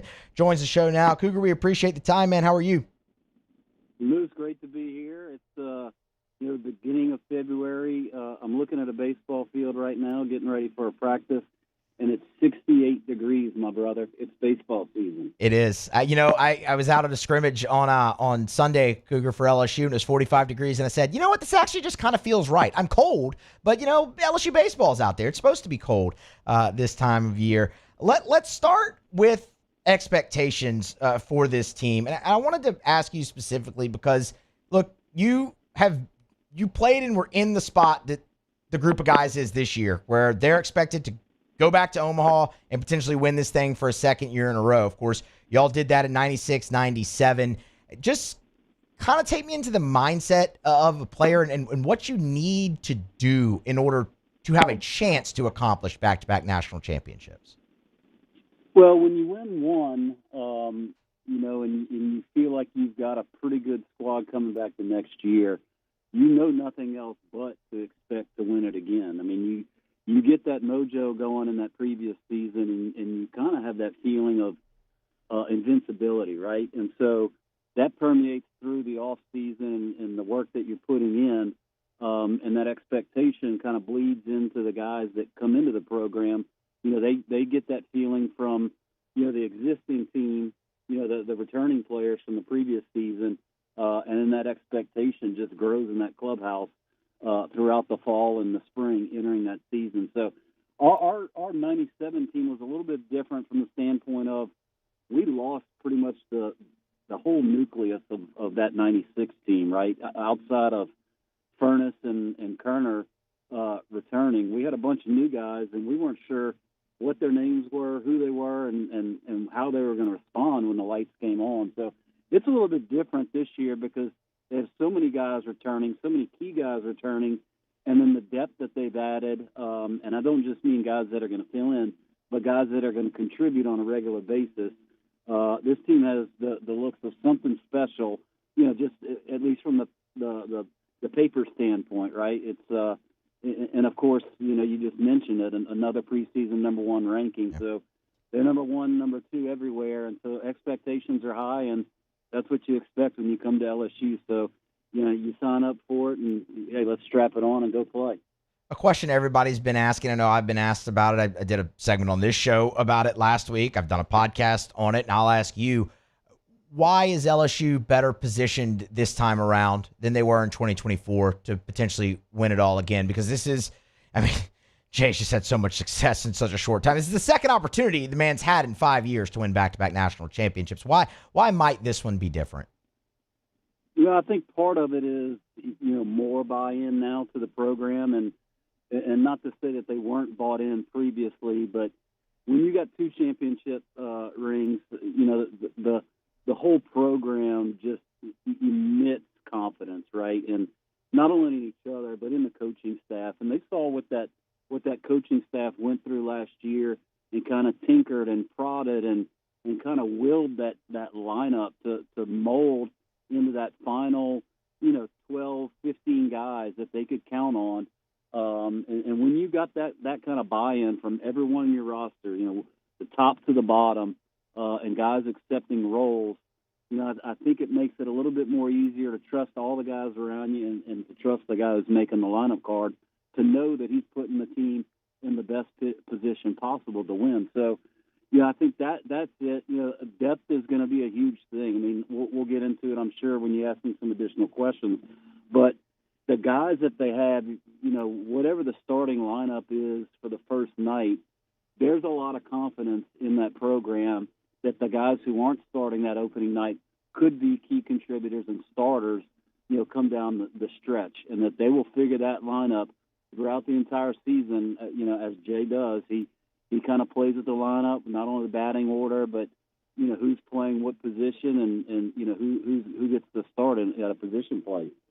Former Tiger great Patrick Coogan joining us here, talking some LSU baseball. The Tigers are just 10 days away from opening up their title defense at Alex Box Stadium against Milwaukee. Let's talk about some of the pitchers. I mean, because when you talk depth, that's kind of where the majority of it is. 21 arms on this staff. We'll go with the rotation here to start. And there's a couple guys who are looking to move from the bullpen into the starting rotation. You look at a guy like Casey Evans. You look at a guy potentially even in Cooper Williams, who's really vying for a spot there. We've seen mixed results with that throughout kind of the history of LSU baseball. I mean, a guy like Zach Hess immediately comes to mind, who was a back end of the bullpen guy, wanted to, try his hand in the rotation. It didn't work. You were a guy who pitched out of the bullpen and in the starting rotation. Why is that a struggle for some guys making that change? Yeah, it's a different mindset, Moose. You as a starter, you're looking to get each hitter out.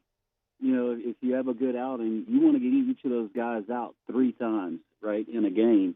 Whereas if you come in as a reliever, you're getting that first guy out, then the next guy, then the next guy. And if you stay in, let's go, I got another chance, I'm going to get it. So you're always showing your best stuff, right? Well, as a starter, you can't necessarily do that. You're trying to get guys out, in under 5 pitches as a starter so you can conserve your pitch count and go deep into a game. So, you may get, the leadoff hitter in the first inning, and you feel like you can put him away with, one of your nastier pitches. But you also got to think in the back of your mind, what happens if I'm in the 5th inning with 2 guys on, 2 outs, and this guy comes up? I might need to save that pitch to get out of that spot. So your mindset's a little bit different on how you set guys up and finish them off as a starter rather than a reliever. And so that takes some, shift in your mindset. And guys, I think you'll see a couple guys this year who will go, kind of a hybrid deal where they'll go from starter to reliever back to starter this year.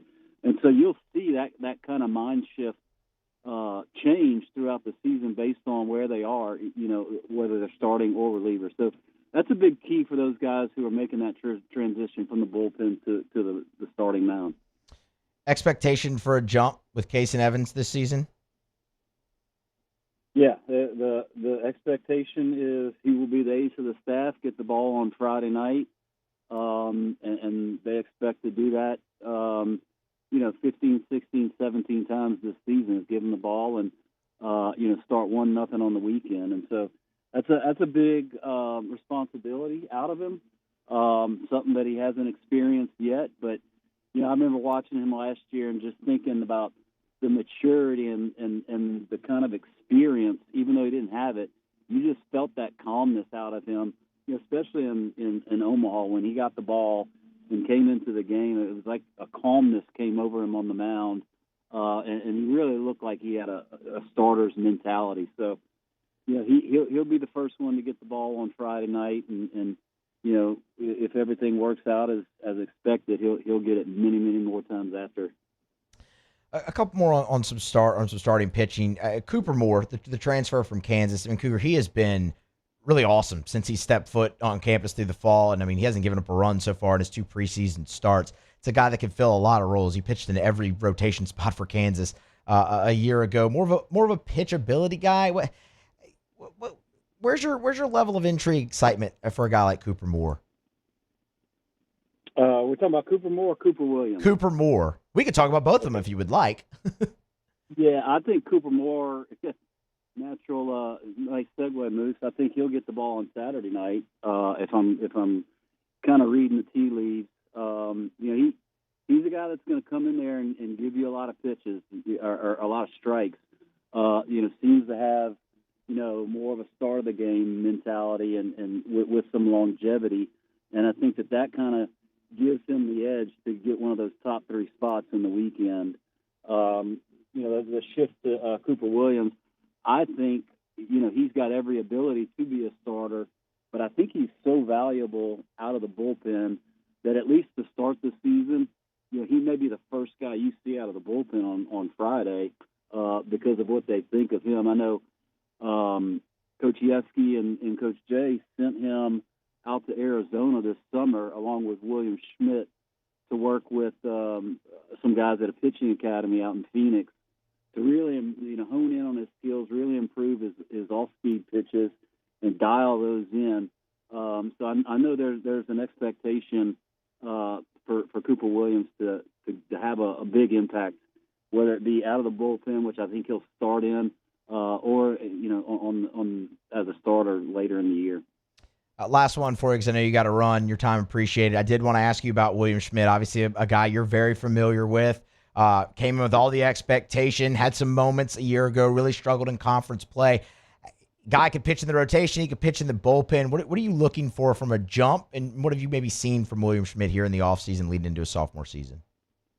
I think his stuff has continued to get better. I think his command is a little off. I think in the last inter squad, he had decent numbers, but the walks were just too high. I think he had 5 or 6 walks in about 3 innings last weekend. So he's got to improve on that. And I think that's a confidence thing, right? He's got to have that confidence that even when he doesn't have his best stuff or is swinging this stuff, that it's still good enough to let him put it in play. Pitch the contact, use that defense behind you, because when his stuff is on, it's electric. But not everyone's on, every time out. And so, I think his next step in his career progression is to have a little bit more confidence that his stuff, even when not its best, is still good enough to get the job done. Certainly feels like he, among others, will definitely be a part of this thing for LSU in 2026. Cougar, we appreciate the time as always, man. We'll have to chat again soon.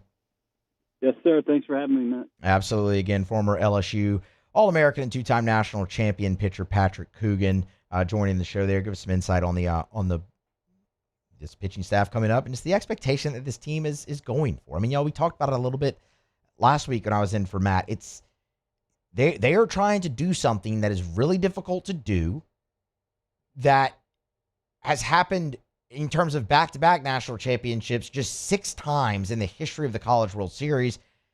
And furthermore, 3 out of 4, which has happened only once in 78 years of the College World Series. And it's a real expectation that they go out there and win it all, because this team is deep. This team is talented. They're getting number 1 rankings. I mean, they haven't been ranked lower than number 2, but while I'm not going to tell you there's holes, there's still questions that need to be answered, like guys going from the bullpen to the starting rotation. I mean, look, Casey Evans, they brought him along really slow in the fall. He pitched a lot last year, the most he'd ever pitched kind of, in a single season. So you bring him along slow, ramp him up in the fall. You've kind of turned him a little bit more loose here in the preseason, and he struggled a little bit here, in his starting roles. It's not a cause for concern. I mean, we kind of know what Casey Evans is. He's a damn good pitcher, and he showed he could get you through lineups, SEC lineups, multiple times a year ago. But that was out of the bullpen. So, there are, does Schmidt take a jump? What happens with Cooper Williams, Cooper Moore? How does the back end of your bullpen come together? You look at the second base battle, there are still questions about this team, not holes. I mean, the way I put it is you're so deep and talented, it's, you'll find a way to put forth a great team that can compete for a championship like you did a season ago. So the expectation is there. It's just, look, I understand tempering everyone's expectations here about baseball is a exercise in futility, but I'm going to try to do it anyway. What they're going for and what they have a legitimate chance to do, let me be clear there, is rare. And it's something that is, yes, your program has done it, but it's also something that hasn't been done since 2011. So they're capable. They're more than capable. But it's going to be fun to watch this thing come together, because when it does, and it will, there is a point in this season where this will come together. And when it does, it's going to be a lot of fun to watch, man, because they are so deep and they are so talented. So appreciate Patrick Coogan for hopping on with us there for a few minutes to kick around some of the arms and the expectation that does face this team from a guy who lived it and was on the team that did achieve the rare feat of back-to-back national championships. All right, we're going to grab a break. Before that, I don't know, Taylor or Live, whichever one we're on here from Matt. Credit firstsouthland.com, firstsouthland.com.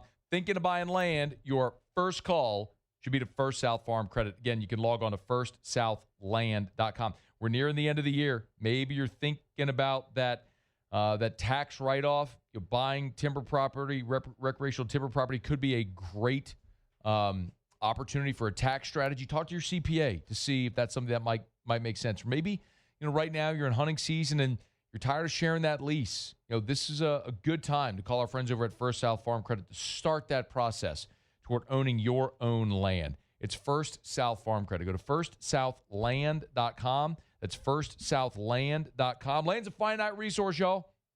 It ain't never going down in value and they ain't making more of it. So you want to get your own. First South Farm Credit can help. firstsouthland.com. That's firstsouthland.com. Okay, we're going to grab a break. We're going to come back. We're going to talk some SEC football when we get back. There was a way too early power ranking for the SEC post-transfer portal that I want to go through. I know, Musso, it's February 3rd. What are you doing?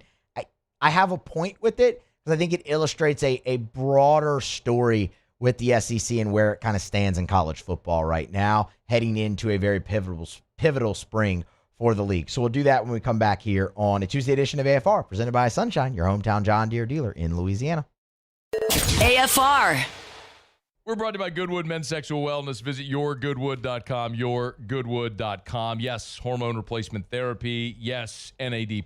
Yes, BPC 157. Yes, ED treatment. The bottom line is, gentlemen, I don't care how old you are. It's about how old you feel. And do you want to feel like you did when you were younger? Do you want to live a more vital life? Do you want to live a more energetic life where you wake up in the morning, your feet hit the floor, and you're rip-roaring ready to go?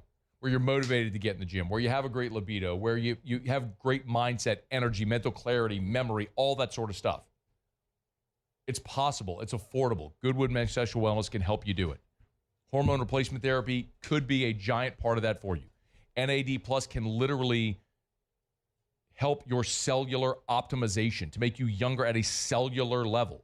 BPC 157, tremendous in helping in recovery. Learn more. yourgoodwood.com. At Bayou Automotive, we believe in a sales process that puts you first. We want you to experience an easy purchase with clear pricing and great service. Let Bayou Ford and Bayou Chrysler Dodge Jeep Ram be your trusted partners in finding your perfect vehicle. The crew at Bayou Automotive is going to do right by you.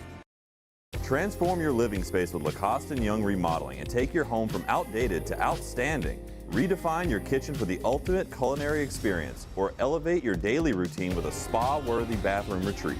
Our skilled team brings 3D modeling to life to ensure your vision becomes a reality. We believe luxury should be accessible and offer tailored solutions to fit your budget without compromising quality. So contact us today for a free estimate. Lacoste & Young Remodeling, providing perfect solutions for your dream home.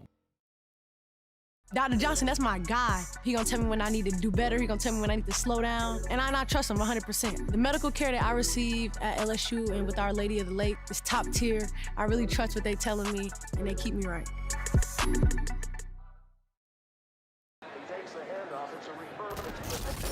When you can't rely on technology, you can rely on Mountain Cold Refreshment.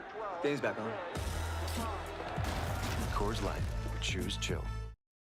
Make Raising Cane's the first stop for your second line. Get extra saucy with a Cane's doubloon for just $1 that scores you extra cane sauce through April 3rd with any purchase. Let the good times roll this Mardi Gras with Raising Cane's. One love. At Auctioner, we know healing is a team sport. That's why we've partnered with world-renowned orthopedic surgeon Dr. James Andrews to create the Auctioner Andrews Orthopedics and Sports Medicine Institute. Whether you're a professional athlete or a weekend warrior, our team of specialists are dedicated to getting you back in the game. So whatever your reasons are for reaching your personal best, we've only got one. You. Auctioner Andrews Institute. Long live you. Most roofers just replace your shingles. At Pelican, we diagnose your roof, digging deep down to find the root cause of your roof symptoms. Now cough for me? Good. We don't ignore your roof's issues, we address them. Let's just take care of this right here, helping your roof to become the best version of itself. Interesting that you would say that. How does that make you feel? So call Pelican Roofing for your free roof checkup today.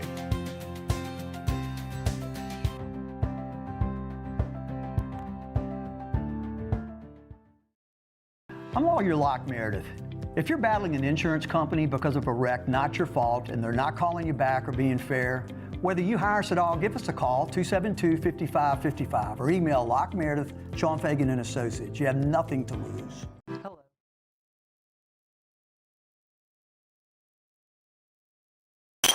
After further review, powered by Sunshine, your hometown John Deere dealer in Louisiana.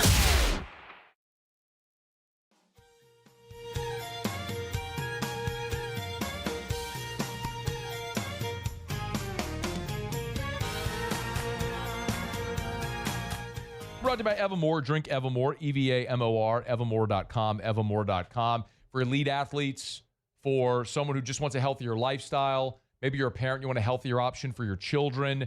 Evermore is a great option. I would highly encourage you, bottom line, if you're drinking tap water, don't. Bare minimum, filter your tap water. But the best option is Evermore. This is natural artesian water.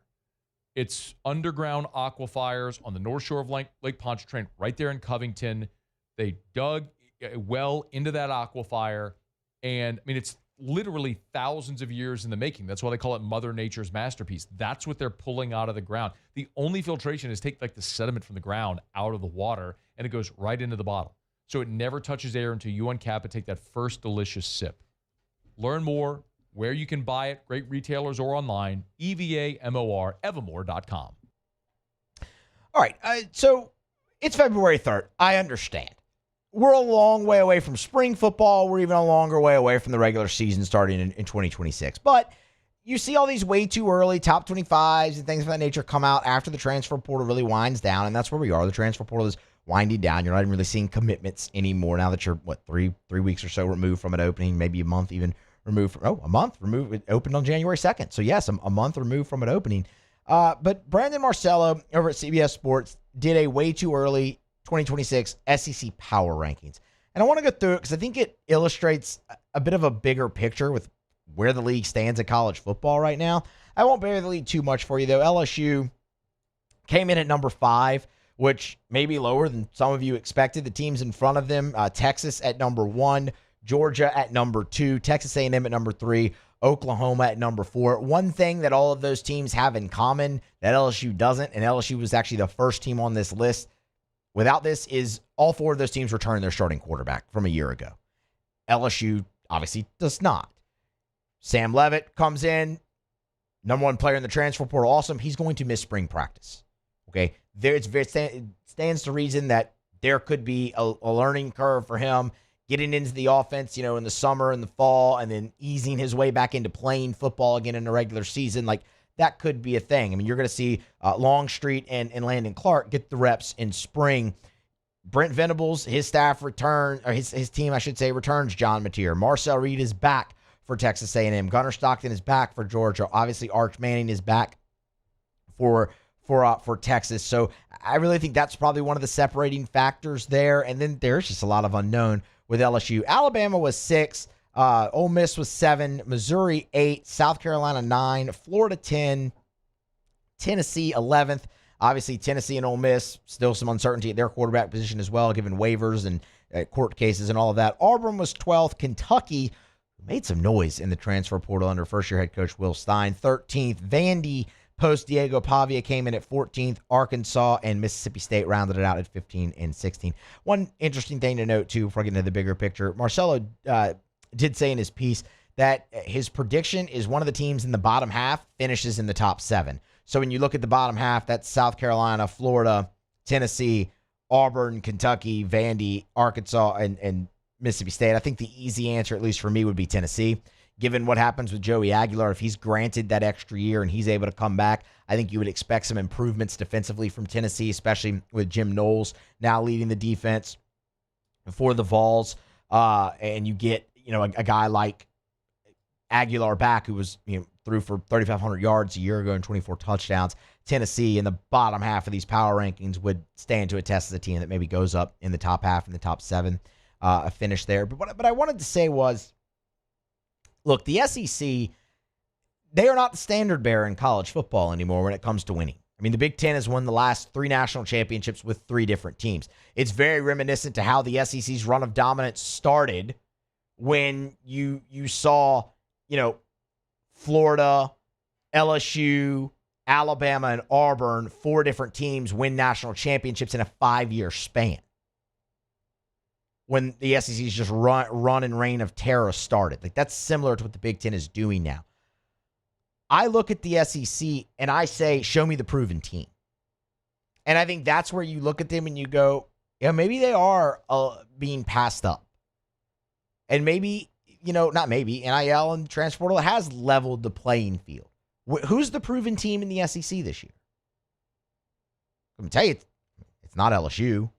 LSU has a chance to be great and win the league and be in the playoff and all of those things, but you have questions you have to answer. You turned over more than half your roster. Georgia, they get their quarterback back, and look, they're going to be good under Kirby Smart, but they had holes, and a lot of them were on the defensive side of the ball for Georgia a year ago. Is that fixed? They had nary a pass rush a season ago. Georgia hasn't been able to advance past the quarterfinals the last 2 seasons. Texas? I think Texas, you look at them and you have the case for them most of all, but they're remaking their offensive line. You have a new defensive coordinator coming in Will Muschamp. Are they proven? I don't know. I'll tell you who it's not. It's not Texas A&M. If I had one problem with these power rankings, it would be A&M at 3. Yeah, you get Marcel Reed back. That's huge. But you're losing the majority of your offensive and defensive lines. You lost both coordinators, which is hard to replace. I understand Mike Elko has changed the narrative. He has changed expectation over there in College Station, and that's awesome. Good for him.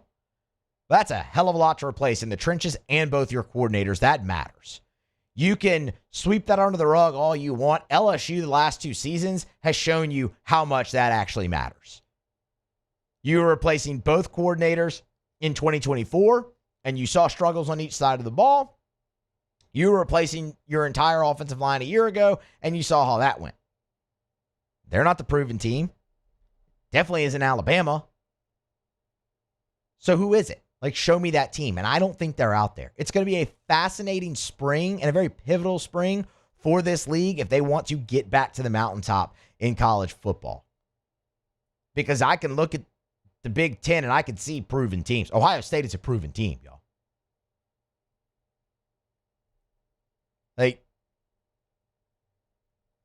Sure seems like Indiana's not going anywhere. And I don't see that proven team right now in the SEC. We'll get there. And you know what? Look, you'll see post-spring top 25s and post-spring power rankings. And the SEC will come together and you'll have the top of the league and it will rise and those teams will compete for a national championship. And hopefully LSU is one of them. But in terms of the proven team, they're not out there yet. One thing that is proven with the SEC is the talent level in this league remains at the top. And you'll see that in April's draft. And you'll see that with these teams coming together in spring and star players emerging, and that'll happen throughout the season, like you will see the talent level in the SEC is still tops. And that's what makes going to 9 games difficult, and the gauntlet and the depth of the league. That part, that has not changed. I don't care what propaganda anybody wants to sell you from the Big Ten or anywhere else in college football.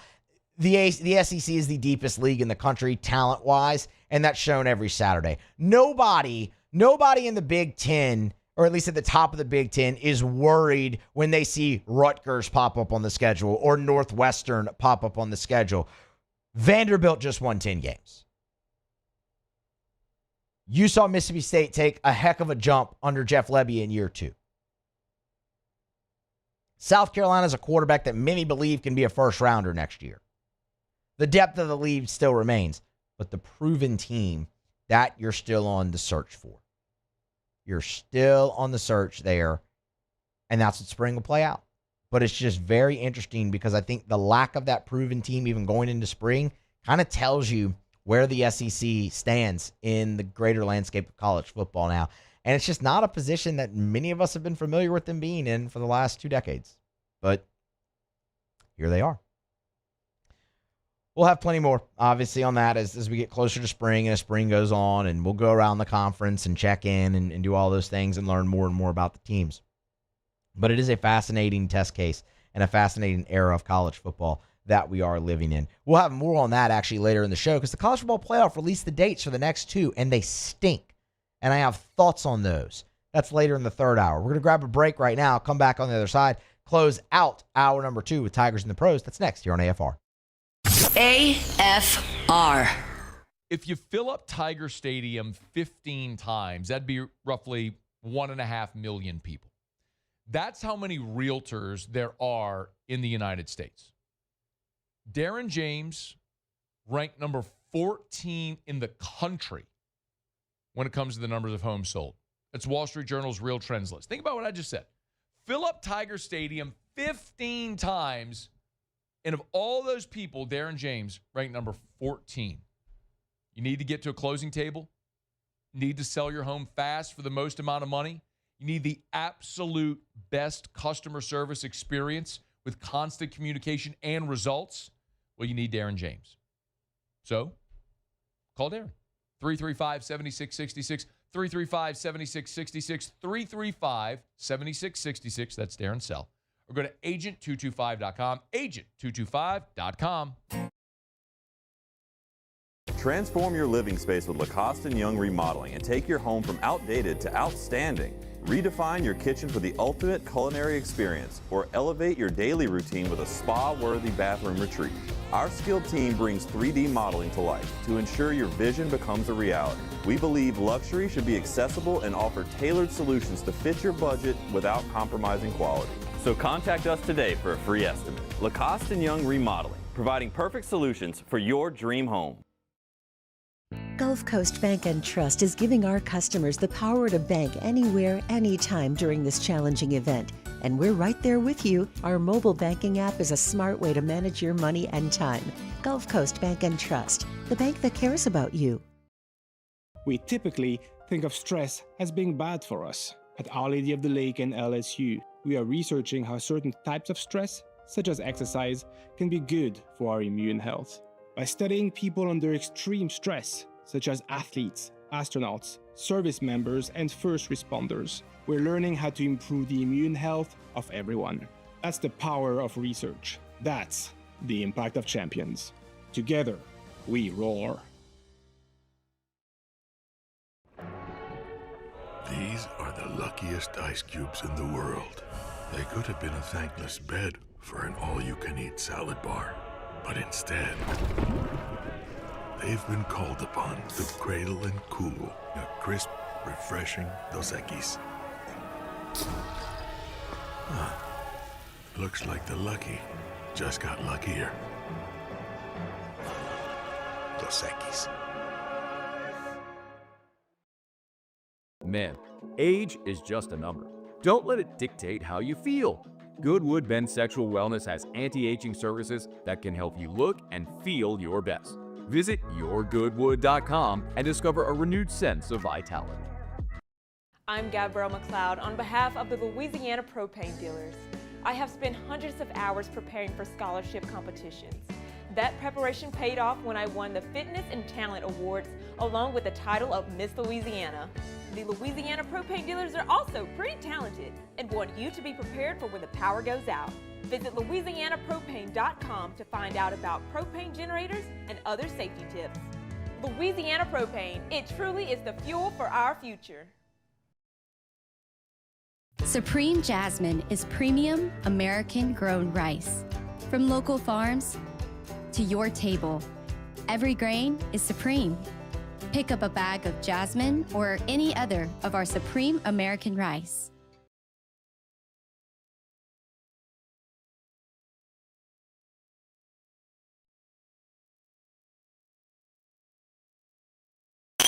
After further review, powered by Sunshine, your hometown John Deere dealer in Louisiana.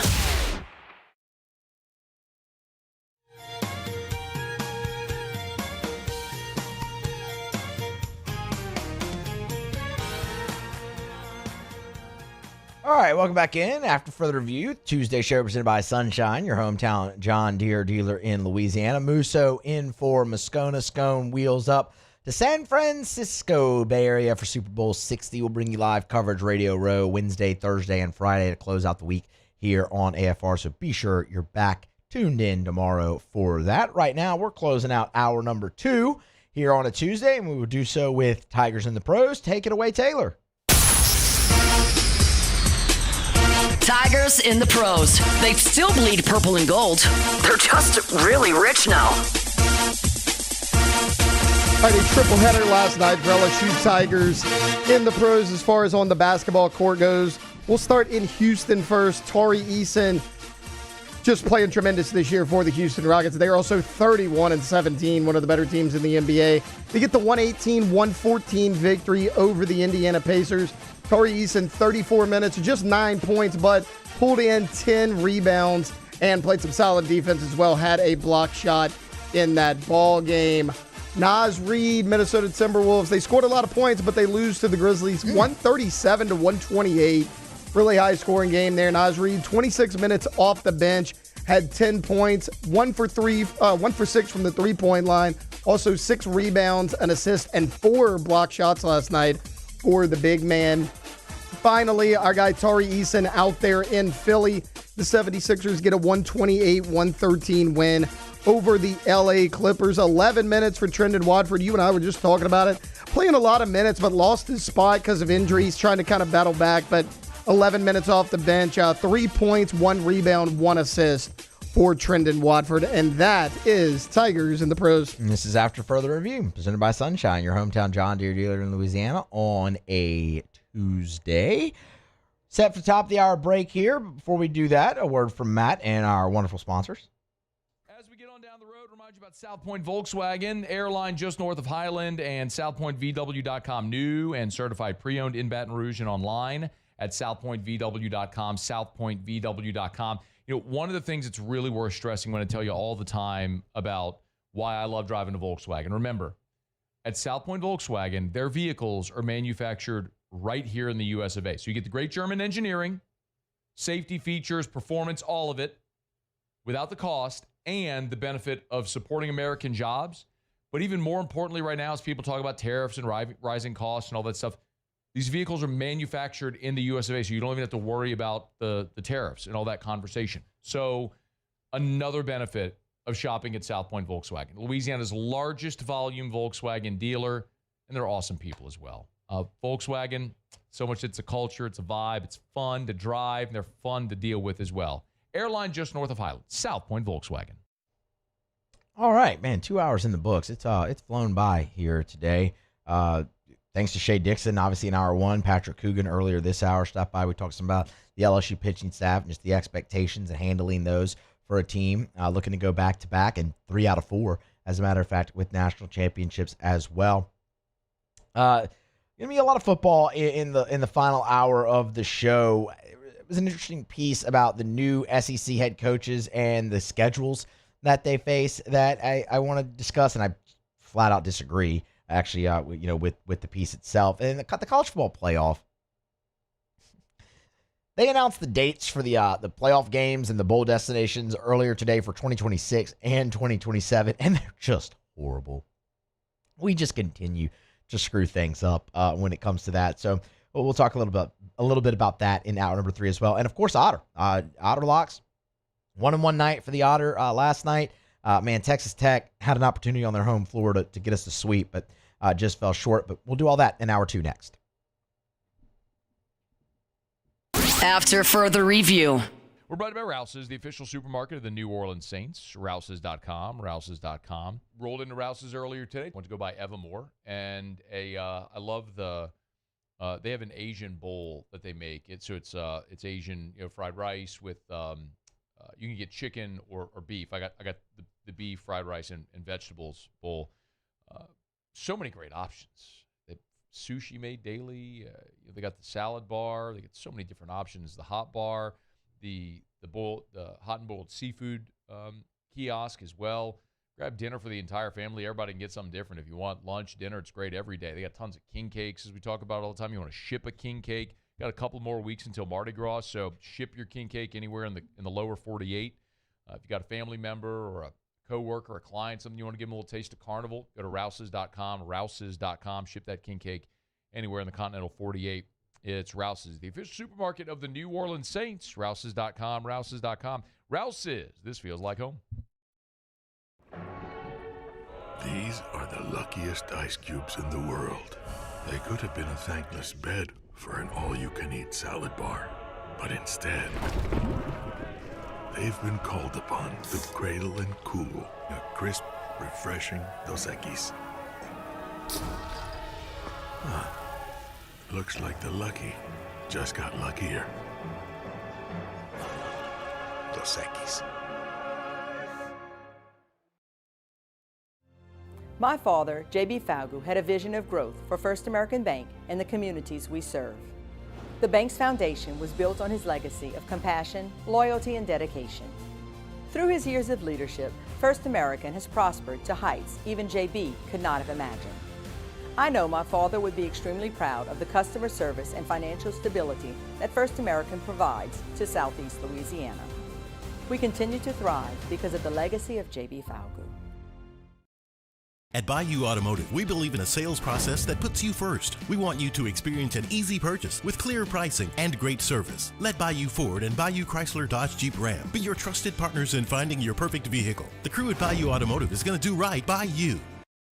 It's 2026 and you're thinking about your future. College, workforce, tech school? This could help clear it up for you. According to a 2025 Georgetown University study, ITI Technical College ranked as the #1 college in all of Louisiana for return on investment. So the better return on your dollar for your education begins here. Call us or visit us online to start your new career or to get the life that you've always wanted for your family. ITI Technical College. We're in the better life business. Who bears the standard? Who sets the bar? It's not those satisfied by low-hanging fruit or by taking it easy. No, the standard is set by the best of us, by those who work hard. Dig deeper. Give more. At Sunshine, we're proud to provide John Deere products that work hard for you, the standard bearers. Find the dealer nearest you at sunequip.com. Make Raising Cane's the first stop for your second line. Get extra saucy with a Cane's Doubloon for just $1 that scores you extra cane sauce through April 3rd with any purchase. Let the good times roll this Mardi Gras with Raising Cane's. One love. I definitely trust the lake to take care of my body. Being the smallest person on the court, I just have to be in a lot better shape than everyone else, just being quicker and faster. Just having that trust on and off the court is going to help you win a lot more games.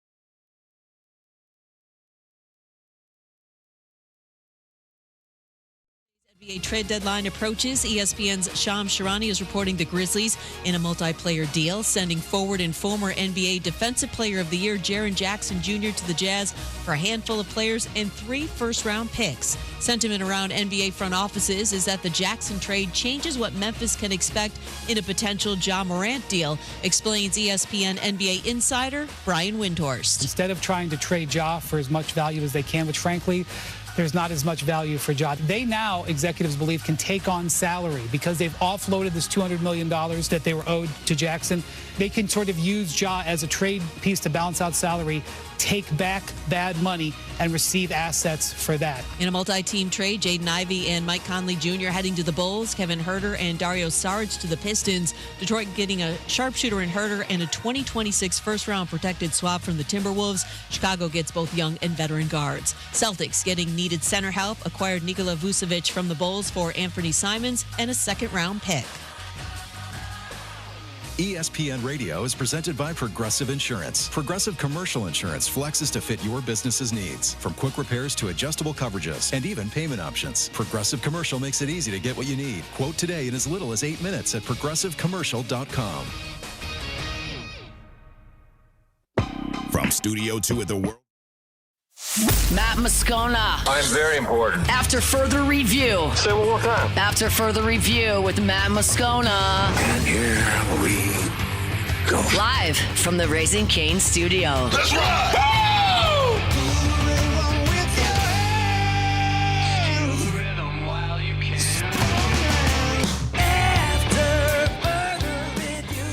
Off and running hour number 3 after further review here on a Tuesday. We're presented by Sunshine, your hometown John Deere dealer in Louisiana. Musso in for Moscona. Moscona's back tomorrow. He's traveling today out to Super Bowl 60. So on Wednesday, we'll begin our live coverage from Radio Row. Count you down to Seahawks and Patriots. Be sure to be back for that. If you're just knocking off work, getting into your car, your drive home, we appreciate you making us a part of that. Taylor Sharp, Paul O'Neill along for the ride as well. 2 great hours in the book, and still one more here to go on this Tuesday.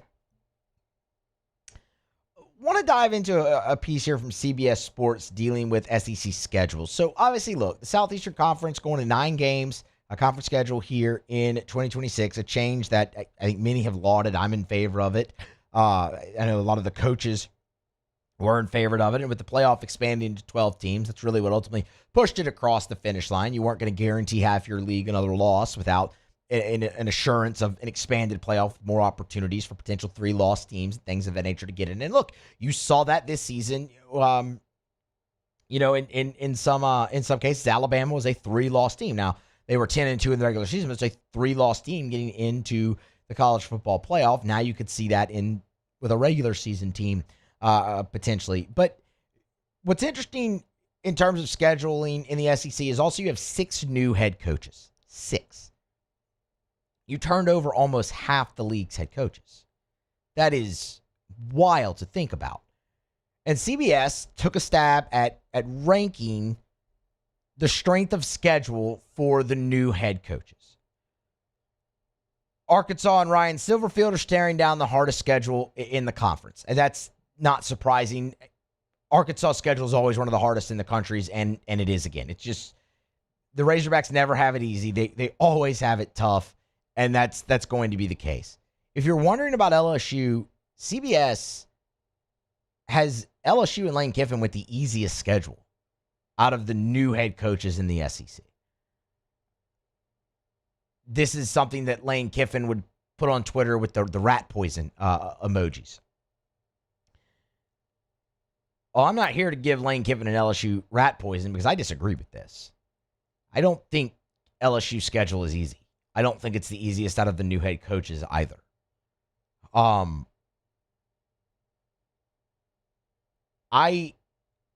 This is something we've seen in the recent days, that somehow LSU's 2026 schedule is easier than expected or easier than previously thought. And I'm just not there. We had the piece last week about ranking strength of schedule based on your opponent's odds to win the national championship. And I understand, like, on paper, looking at this, you could see LSU and you go, oh, they don't draw. They don't have Georgia. They don't have Oklahoma. Is Oklahoma really in the same vein as Georgia? To be like, oh, no Georgia, no Oklahoma. Oklahoma was a playoff team last year. LSU wasn't very good, and LSU almost went into Norman and won that game. I look at LSU's schedule and I see this. I see some really tough stretches. You look early in the season, you go at Ole Miss and follow that up with a game at home against Texas A&M. That's tough. Like, that's brutal. That is going to be a very emotionally charged atmosphere in Oxford when you go there. That is going to be a very emotional and physical football game. And then you will come back and play a team in Texas A&M that was a playoff team a year ago with Marcel Reed back at quarterback, who, by the way, has cooked you for 2 straight years. We really just scribbling W's next to that. You have to go to Auburn. It is never easy to play in Jordan-Hare. That place is haunted. I think we all understand that. And then your month of November is just brutal. Is Alabama going to be down this year? Maybe. Yeah. I mean, I think a lot of people are predicting that. They weren't very good a year ago. And they went to the college football playoff and won a game in the college football playoff. Texas might be the best team in the league. You have that game right after Alabama, and then you have back-to-back road conference games to finish things out at Tennessee, at Arkansas. That is tough stretches. You have four conference home games. Yeah, well, you don't have Georgia on the schedule. And only 4 of your opponents finished inside the AP top 25 a year ago. You look at this and you have 3 playoff teams on your schedule from a year ago. So the 4 that did were playoff teams and 4 home conference games. That's it. Others have 5. I look at this, and I'm going to tell you right now, I look at a team like Auburn and Alex Golish and their schedule, and I think that is tougher. I think it's tougher than LSU's. So I wouldn't put LSU as the easiest. I have them in front of Auburn, and that's what I'm trying to say. But you look at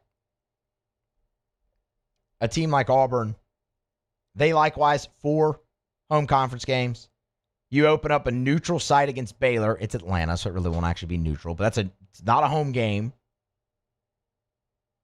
They have to go to Tennessee, to Georgia, to Ole Miss, and to Alabama. You compare that to LSU's conference games. I mean,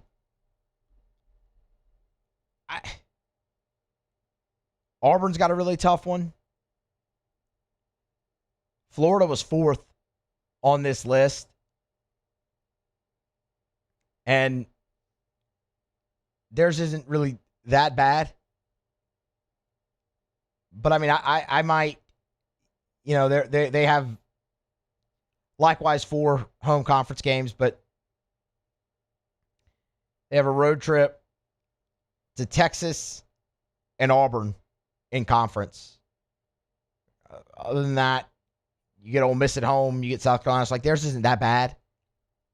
I could make an argument though that Auburn and LSU should be flip-flopped here.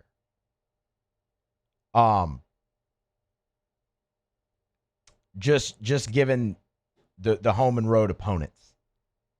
But I understand that all SEC schedules are difficult. Like, none of them are created equal. But this is the second time now that you've seen LSU ranked in like an easiest schedule. And I guess somebody has to have the quote-unquote easiest. I don't believe it's LSU. For the stretches that we just went through. And some of the players that you're going to face have given you problems in the past, like a Marcel Reed. When there's still so many questions to be answered. And there's questions to be answered about all these teams. That's why it's the new head coaches. Poor Arkansas, man. Good Lord. Y'all seen Arkansas' schedule? This is their second game of the season. They go to Utah. Fun little out-of-conference game, They Moose. go to Utah, and then they come home to face Georgia. Like, I mean, every year, man. Every year, Arkansas just gets the shortest end of the shortest stick when it comes to scheduling. They do. Florida's actually got a little bit of relief. Yeah. Theirs has been tough, but yeah, Arkansas just help them out a bit. It's LSU and Auburn in terms of who has the easiest and the new head coaches. But I mean, you're splitting hairs there, but neither of the schedules are easy. I guess is kind of the point. But I mean, you can make a case for those two to be flip flopped. The four home conference games for LSU, man, that stinks. And you don't. I mean, outside of Georgia, you don't really dodge anybody else on your schedule. Like, you get A&M, you get Bama, you get Texas. Like, you get the top of the league that you're looking for there. So it's just, I tell you what's taking a hit is LSU's non-conference scheduling next year. Because, I mean, I don't think many people are expecting much from Clemson. I saw a look-ahead line for that game last week. LSU was favored by 10.5. That'll come down. Like, I think it'll come down. But, I mean, there's just not a high expectation there. So, I mean, LSU should easily, I won't say easily, they should be 2-0 heading into that game against Ole Miss. But that's where everything changes with this schedule. I think the stretches, I just look at the stretches in LSU's schedule, and I think those, I think LSU stretches in their schedule are a little bit more difficult than Auburn. Auburn has a really brutal stretch in the middle of the year where they play 3 out of 4 on the road, and their home game is against LSU. But the back half of their schedule, man, is Arkansas State, Samford, and then you obviously have the Iron Bowl. Like, you can make some hay at the end, depending on how things go with Alex Golish. That's honestly why I think Auburn's is easier, is because their November just is not what LSU's November is. Yeah, 4 weeks in a row, LSU's got Bama, Texas, Tennessee, Arkansas, back-to-back. And you could say, okay, well, you end at Arkansas. They always make that a dogfight. It always is. It always is, and I am not happy to see that game at the end of the regular season again because of what it means. And I know Tennessee might not have Joey Aguilar. That's great. That's fine. You're still going on the road in the SEC. It's going to be cold up in Knoxville at that time of the year, and you're coming off of games against Alabama and Texas. Like, you are going to be beat up. So that's like, when I look at Auburn, their November is just way more manageable with Arkansas State, Samford, and Alabama than LSU's is. But look, they'll go out there on the field. They'll play the games. We'll see. Just something I found interesting, because all of a sudden their schedule's being looked upon as the easiest out of a certain category, and I just could not disagree more. It would not surprise me if LSU was a 9-3 team next year. Like, that would not surprise me. It wouldn't surprise me if they were 10-2. But there's fluctuation there between both records. All right, we're going to grab a break, come back on the other side. The college football playoff, they're at it again. The dates and their reasoning for the dates for next year's playoff games and 2027s are just abhorrent, and we'll talk about it and react next on AFR. After further review. Okay, so we've started the thaw out a bit, so it is a great day to get by Clegg's Nursery. Any of the 4 locations, Siegen Air Airline, LA 16 in Denham, Mid-City on Donmore, and the Garden Center on Greenwell Springs. Tell you every day to buy local and shop local. I also tell you every day that at Clegg's they get new shipments arriving every day. Like, this is one that they posted on Facebook earlier today. It's fruit tree time peaches, peach trees, 5-gallon peach trees, $32.99. Go check out this photo and just look at the dozens and dozens and dozens and dozens of peach trees that they have in this photo. When I tell you selection, they're the best. The best selection, locally grown, they're locally operated. It's Clegg's Nursery. And if you want to plant a fruit tree, you've got to get it in the ground now. So get by and see our friends. Buy local, shop local at Clegg's Nursery. South Louisiana, it's turnaround season, and River Parish Contractors is calling in the best of the best. We're hiring pipe fitters, iron workers, boiler makers, combo and structural welders, rig welders, carpenters, crane operators, dirt operators, and more. If you're ready to work, ready to earn, and ready to build something that lasts, call Big Jake at 318-547-1000. or go to rpcontractors.com. River Parish Contractors. Let's get building. Transform your living space with Lacoste & Young Remodeling and take your home from outdated to outstanding. Redefine your kitchen for the ultimate culinary experience or elevate your daily routine with a spa-worthy bathroom retreat.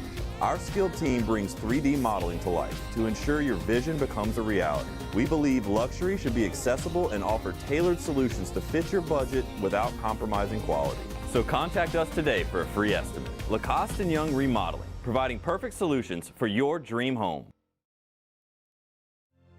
My father, J.B. Falgu, had a vision of growth for First American Bank and the communities we serve. The bank's foundation was built on his legacy of compassion, loyalty, and dedication. Through his years of leadership, First American has prospered to heights even J.B. could not have imagined. I know my father would be extremely proud of the customer service and financial stability that First American provides to Southeast Louisiana. We continue to thrive because of the legacy of J.B. Falgu. After a decade of working in private duty nursing, I know how hard it can be to find compassionate care for the ones that you love the most. So I started Decision Critical, a premier concierge nursing agency, so we can take care of you wherever you are. Our highly skilled nurses provide exceptional care from the comfort of your own home with personalized packages for short-term, long-term, or even around-the-clock care. Visit us at decisioncriticalbr.com and give us a call today to get started. Hi, I'm Mitchell Meredith with Locke Meredith Sean Fagan & Associates. We take great pride in educating our clients about their rights. Whether you're injured at work or while you drive, call our office at 272-5555. Knowledge is power, and you should know your rights after an injury. Hi, I'm Sean Fagan of Locke Meredith Sean Fagan & Associates. When insurance companies have been unfair, we've never been afraid to go to trial. Fighting hard to protect your rights, we never settle a case out of convenience. We only settle when it's right for you. Whether you hire us at all, give us a call. ED, low T, or simply seeking to optimize your health and performance? Goodwood Men's Sexual Wellness offers a range of discreet services to address your specific needs. We empower men to reclaim their health and confidence. Visit yourgoodwood.com.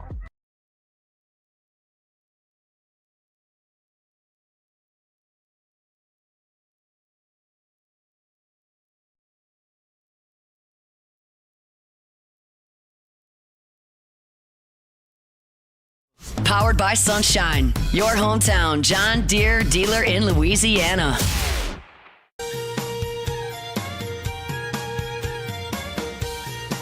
Brought to you by Relief Windows and ReliefWindows.com. You know, when we talk about Relief Windows every day, I always say windows, doors, siding.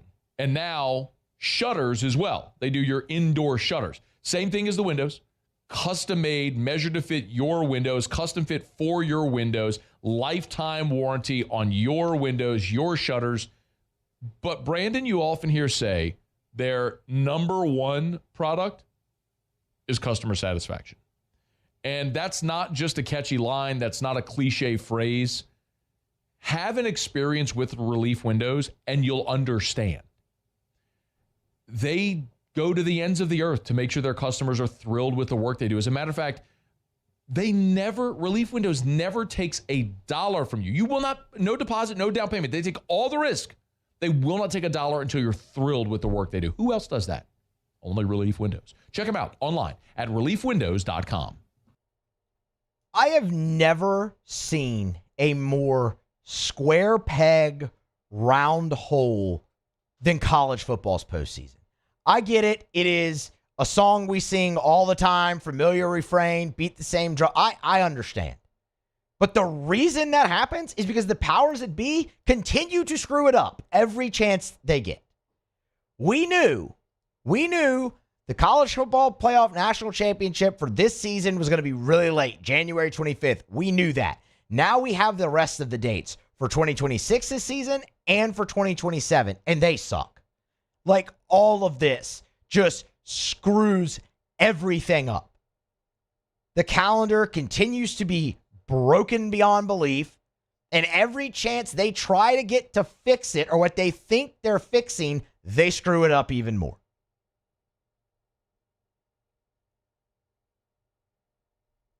So,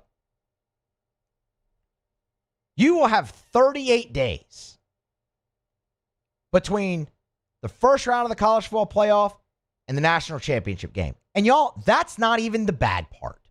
Like, that's not even the part that aggravates me most about this. Don't get me wrong, that's absurd. Like, that is ridiculous that you're going to have more than a month. Your playoffs are going to take more than a month when it's only 12 teams. Do you realize the NFL playoffs don't take a month? You go into the regular season, wild card, divisional, AFC championship, and you know who's in the Super Bowl. The only reason it takes long is because you have the week off in between the Super Bowl and the championship weekend. That's it. You are talking more than a month to get through a 12-team playoff. That in of itself is absurd. But that's not my main gripe with this.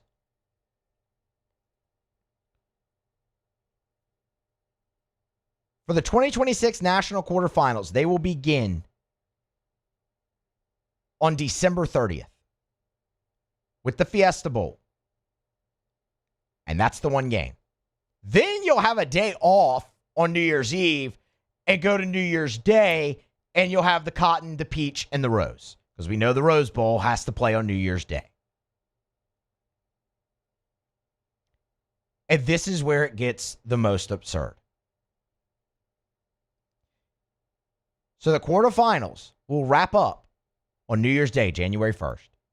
And then you will have a 2-week break until you get to the semifinals, which begin on the 14th with the Sugar Bowl. With the Orange Bowl, and then the Sugar Bowl on the 15th. 2 weeks in between your quarterfinals and your semifinals. And if you want to know the reason why, I got the reason why for you. Just turn to Rich Clark, the College Football Playoff Executive Director's statement, and the first line of his statement reads, quote, "These dates allow us to maintain competitive balance." It's the transfer portal. That's what it is. That's why. Look at the dates. It's the portal window. The portal window that they had to consolidate down to one, eliminate the spring, and put it right in the middle of the playoff. So their solution to this, since you had semifinals being played during the transfer portal window this past year, their solution is, well, just push the semifinals back 2 weeks. Let the teams, let the coaches, let the front offices, they all can work their rosters and get them all in order, and then they can play the semifinals. No, that's stupid. That's dumb. You know why? Because of what that does in turns is it pushes everything else back. And then you're playing a national championship game on January 25th when semesters have already started and players need to be enrolled. You're going to have the last game of the season happening when a new semester's going on. You know what it's going to lead to? It's going to lead to the thing that people hate most of all. More players on the teams playing for a national championship entering the transfer portal early. Why? Because they have to be enrolled at their new school. You're playing the championship game when semesters have started. What are you doing? It literally makes no sense whatsoever.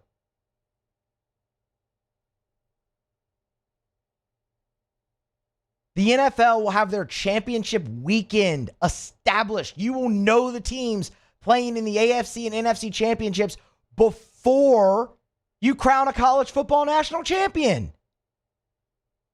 And I'm telling you, you're going to see, because, yeah, you'll have the 5-day window after the national championship game to enter the portal, like you saw for Miami and Indiana players this year. But guess what? The semester will have already started. You're going to see more players enter. They have completely ruined all of this. Like, I truly wonder, you've heard a lot of people talk about putting the transfer portal before the playoff. I truly wonder if they didn't have this right at the beginning with the spring window. I understand that makes it a lot more difficult for guys to come in and contribute immediately. Like, I get that.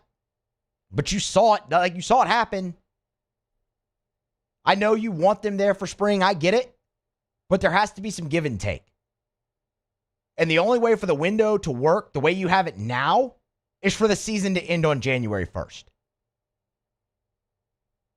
Lane Kiffin had a tweet about these dates earlier today. And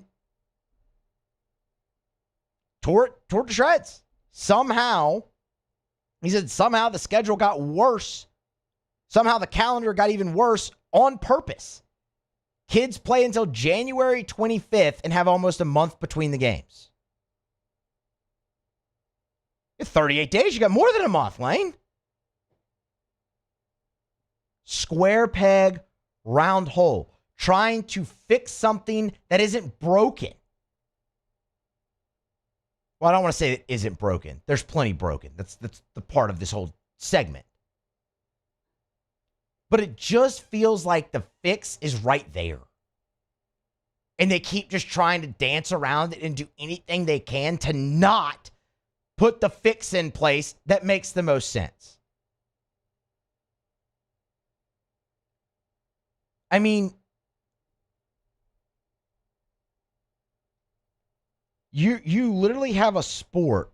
You're literally looking at a sport now in football that kicks off in the fall semester and will end in the spring semester. And it's not like basketball that does that, where it starts in November and it's mainly really a spring sport. No. You're going to play the entire regular season in the fall semester and then the postseason in the spring semester.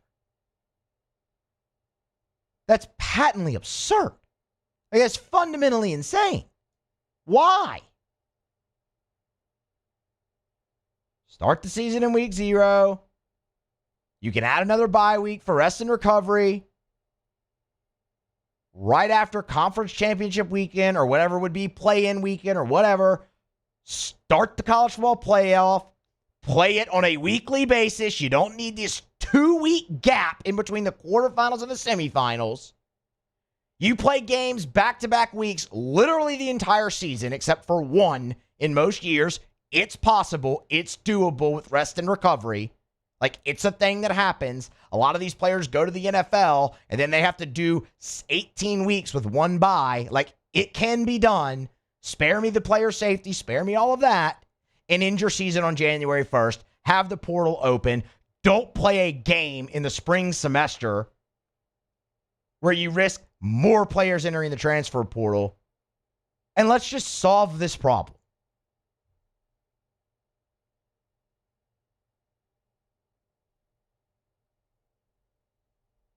The final point here is the other part of Rich Clark's statement. After he talked about allowing to maintain competitive balance, he also mentions that this is going to, quote, maximize the fan experience and provide consistency for everyone involved in the playoff. Maximize fan experience. The fans are going to forget the game's coming. You're 38 days. Rich, what was the story in the sports world? What was the story in the sports world on the day of the national championship game this year?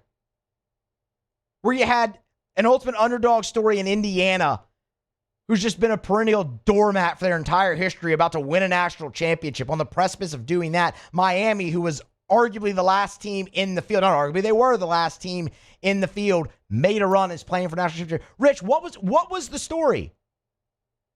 The Bills fired Sean McDermott. That was the story. That's all anyone wanted to talk about. Because your playoff had drug on through the NFL playoffs to where the Bills were eliminated and they could finally pull the trigger on firing their coach. That's all anyone wanted to talk about. Nobody was talking about Miami and Indiana. Maximize the fan experience. What are you talking about? Does this somehow make it more affordable for fans to go to the game? No. What fan experience are you talking about?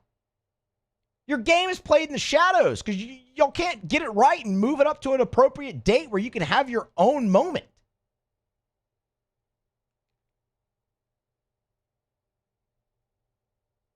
Absurd. It sucks, man. They keep. And the thing is, they think they're doing it right. Like that, they actually think this is good. They actually think they fixed something with this, when in actuality, all it did was get worse. And it's the same thing in 2027. 2027, the playoffs start on New Year's Eve. The championship game's on January 24th. And you have that same 2-week gap in between your quarterfinals and your semifinals.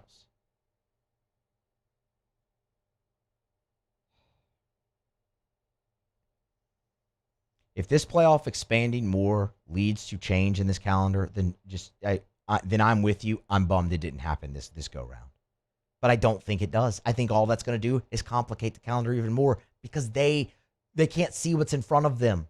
They can't figure out a way to get to an easier path through this. And head coaches talk about it. Joey McGuire from Texas Tech was on this show talking about that he wanted the season to start in week 0 and end on New Year's Day. No. The portal. We know a way around it. 2 weeks in between the quarterfinals and that'll fix it. No, it's going to make it worse. It's going to make it worse. One day. I'm sure we'll sing the same refrain probably this summer when they screw it up some other way. All right, we'll grab a break. We're going to come back on the other side. Back into the Super Bowl 60, of course. We'll be live from there Wednesday. Matt anchors the coverage from Radio Row. So touch on the Super Bowl. Still got to get to Outer Locks. Plenty more to come here on a Tuesday edition of AFR, presented by Sunshine, your hometown John Deere dealer in Louisiana. AFR. Brought to you by River City's 1 Hour Air, where they're always on time or you don't pay a dime. 752-001-752-0001, where they're always on time or you don't pay a dime. I love sharing 5-star Google reviews. Here's one from Ricky Gomez, who said Chris, his technician, was very professional and knowledgeable during the HVAC evaluation. He provided details and recommendations in a clear and concise manner. That's one of the things that always stands out. If you're having an issue with your AC or your heater, and River City's 1 Hour Air sends out a technician for an evaluation, they're going to explain your options to you. And that may sound simple, but none of it, I don't know anything about an HVAC, neither do you. Let's be honest. So whenever they go get up in your attic or they go look at your HVAC unit on the side of your house and they come talk to you, they're going to explain very clearly what's happening and your options to remedy it. It's River City's 1 Hour Air. Look for the big yellow vans and trucks with the giant clock on the side. 752-0001. Gulf Coast Bank and Trust is giving our customers the power to bank anywhere, anytime during this challenging event. And we're right there with you. Our mobile banking app is a smart way to manage your money and time. Gulf Coast Bank and Trust, the bank that cares about you. When it comes to choosing energy for your family and your home, make the smart choice with natural gas. You can count on efficient and affordable natural gas to keep you comfortable and reduce your environmental impact to help protect our planet. Together, we're fueling our energy future. Atmos Energy. Jordan Faber here with some exciting news. Faber Automotive has officially arrived. We're proud to introduce your new hometown dealership, Faber Chevrolet GMC. That means more inventory, better deals, and the same great local team. Now backed by the trusted Faber family name.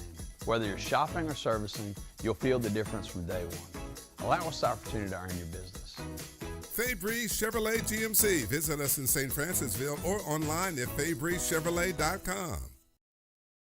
Dr. Johnson, that's my guy. He gonna tell me when I need to do better. He gonna tell me when I need to slow down. And I trust him 100%. The medical care that I receive at LSU and with Our Lady of the Lake is top tier. I really trust what they telling me, and they keep me right.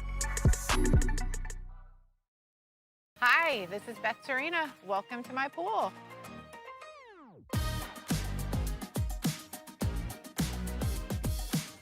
The first time I saw this beautiful pool, it exceeded every expectation that I had. They were able to get everything we wanted in this pool. It is a beautiful pool. We live out here, we eat out here, we watch TV out here. This is like our living room outside. We love this pool and everything about it. When we decided to build our pool, we called a great friend who is one of the best pool builders in the country in North Louisiana, and we said, who would you choose to build a pool in Baton Rouge?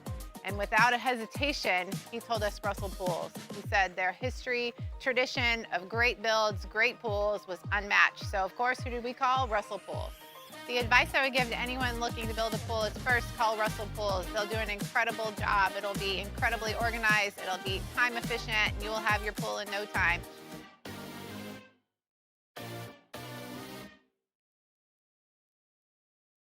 Lock Meredith, Sean Fagan and Associates has won for our clients over $175 million over the decades. But our greatest success is our clients who have chosen and trusted us to help them. Whether you hire us at all, give us a call. You've got nothing to lose. Hi, I'm Sean Fagan. If you get injured, you could be staring at medical bills, repair costs, and lost income. Life can be turned upside down. At Lock Meredith, Sean Fagan and Associates, we'll work to turn your world right side up. Hire us, and like thousands of our clients, you'll be glad you did. These ice cubes could have been a thankless bed for an all-you-can-eat salad bar. But instead, they...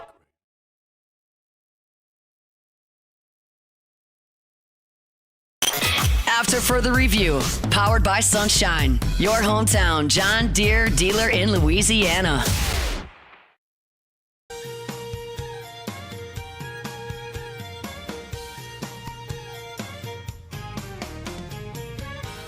We're brought to you by Supper Club. You can book your reservation, supperclubbtr.com, supperclubbtr.com. One of the things about Supper Club that I love is if you want to go to Supper Club and be a baller, you can do it. You want to go to Supper Club and order a $5,000 bottle of Chateau Lafite Rothschild, you can do it. You want to go have $400 shots of cognac, you can do it. You can have experiences at Supper Club that usually are reserved for Las Vegas and New York and Paris and Abu Dhabi. Like, that's here in Baton Rouge. But the thing you got to remember as well, if you want to go to Supper Club and have the best steak of your life and have a few appetizers, a dessert, bottle of wine, you can do it as affordably as any other restaurant in town. But the experience at Supper Club is unmatched. Introduced open seating at the bar, first come, first serve. So if you knock off of work, you want to head by Supper Club, you can walk in without a reservation, see if you can grab a bar stool or a table by the bar as well. Have a great dinner, maybe cocktail, close some business. Book your reservation, supperclubbtr.com, supperclubbtr.com.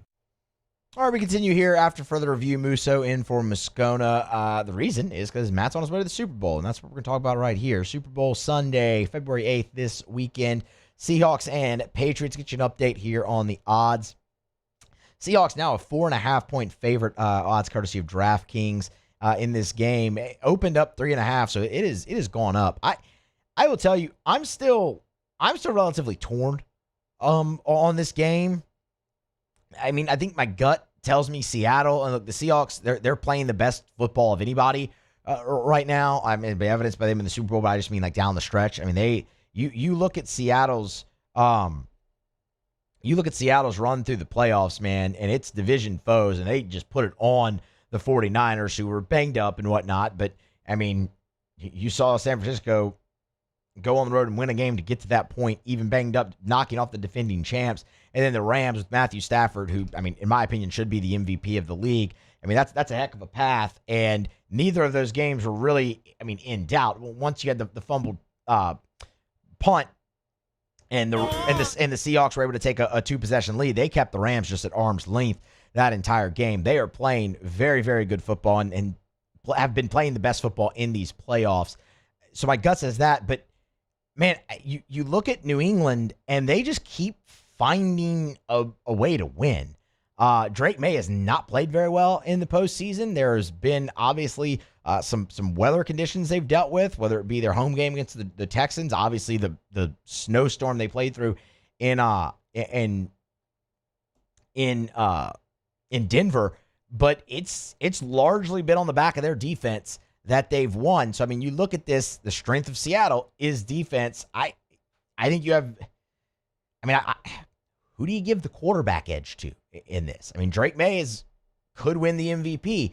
Sam Darnold has been really good this year and just continues to not get any credit for it. I mean, he's got his team on the doorstep of a Super Bowl. You have Justin Jefferson saying publicly that the Vikings would have been better had Sam Darnold been there instead of J.J. McCarthy. It might not be what you want on the marquee, but there are no shortage of storylines in this Super Bowl. Let's start, kind of with Sam Darnold, who continues to not get the credit that, I mean, at this point, how can you say he doesn't deserve it? And he's had one heck of a journey through the NFL, coming out of USC with the Jets. I mean, you had obviously a stint there with the Panthers, had his kind of breakout with the Vikings, and man, he followed that up, and a lot of people didn't think that he could. Here's Sam Darnold talking about that journey he's been on in the NFL. I take every experience as its own. No matter what happens, I was really blessed to be able to get drafted to the Jets. Obviously, things didn't work out the way that I wanted to there, and then I went to the Carolina Panthers, where I made a lot of great friends. I learned some really good football as well, just part of my journey, and then went to San Francisco. Was able to be a backup there and for a great player in Brock Purdy. Learn under a great coach in Kyle Shanahan, Brian Griese, the Kubiaks, obviously. And then I went to Minnesota, and again I was with some really great coaches, some really great players as well. I think everything I do, I just take it one day at a time, and I think that's kind of the mantra for myself and what I've been able to do, I guess, over the last couple of years. I look at this and I say, okay, who gets the quarterback edge? I would give it to Seattle right now for one key statistic, and that's turnovers. Sam Darnold has done an excellent job of protecting the football in the postseason. His real struggle was interceptions this year, 14 interceptions. He has not thrown one in the postseason. 4 touchdowns, 0 interceptions. Obviously, Drake May has had his problems with the fumbles here in the postseason and really throughout the entirety of the season. Those kind of have followed him, whereas the interceptions haven't followed Sam Darnold. He's a guy who threw 4,000 yards in the regular season, 25 tuds, and he's completing 70% of his passes in the postseason, 470 yards, and he's doing it with a banged-up oblique. It hasn't hampered him very much at all. The deep ball still looks good, but just his ability to protect the football so far in this postseason is one reason that I would give the edge to Sam Darnold when it comes to quarterback matchup in this game. But the other quarterback, Drake May, obviously on the New England Patriots, had a pretty darn good quarterback there for a long time, the greatest of all time in Tom Brady, and Drake May was asked about advice that he's heard from Brady now that the GOAT's former team is back in the Super Bowl. Tom Brady ever gets me. I've met Tom a few times, and one of the best things he says, there's no shortcuts to it. There's no shortcuts to putting in the work, and now the proof's in the pudding. And knowing that the shortcuts that that people take or can try to take, it's not worth it. To get the most out of what you put into it, and he's been great at that, and he obviously showed that throughout his career. We'll see with the quarterback matchup, man. Drake May, obviously, no one's going to take it away from him. He's played at an MVP level here in his second season in the NFL. Notable, he is questionable. Drake May is going to play in this game, y'all. Drake May is not going to he's not going to miss the Super Bowl for a little nagging injury that he has with his shoulder. And for what it's worth, the diagnosis for him on Monday was that he threw a good bit, quote, a good bit, and that he felt great.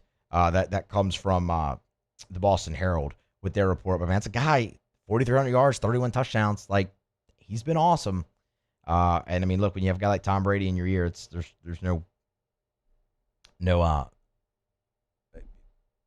there's no substitute for that kind of advice, that kind of experience. And then there's Mike Vrabel.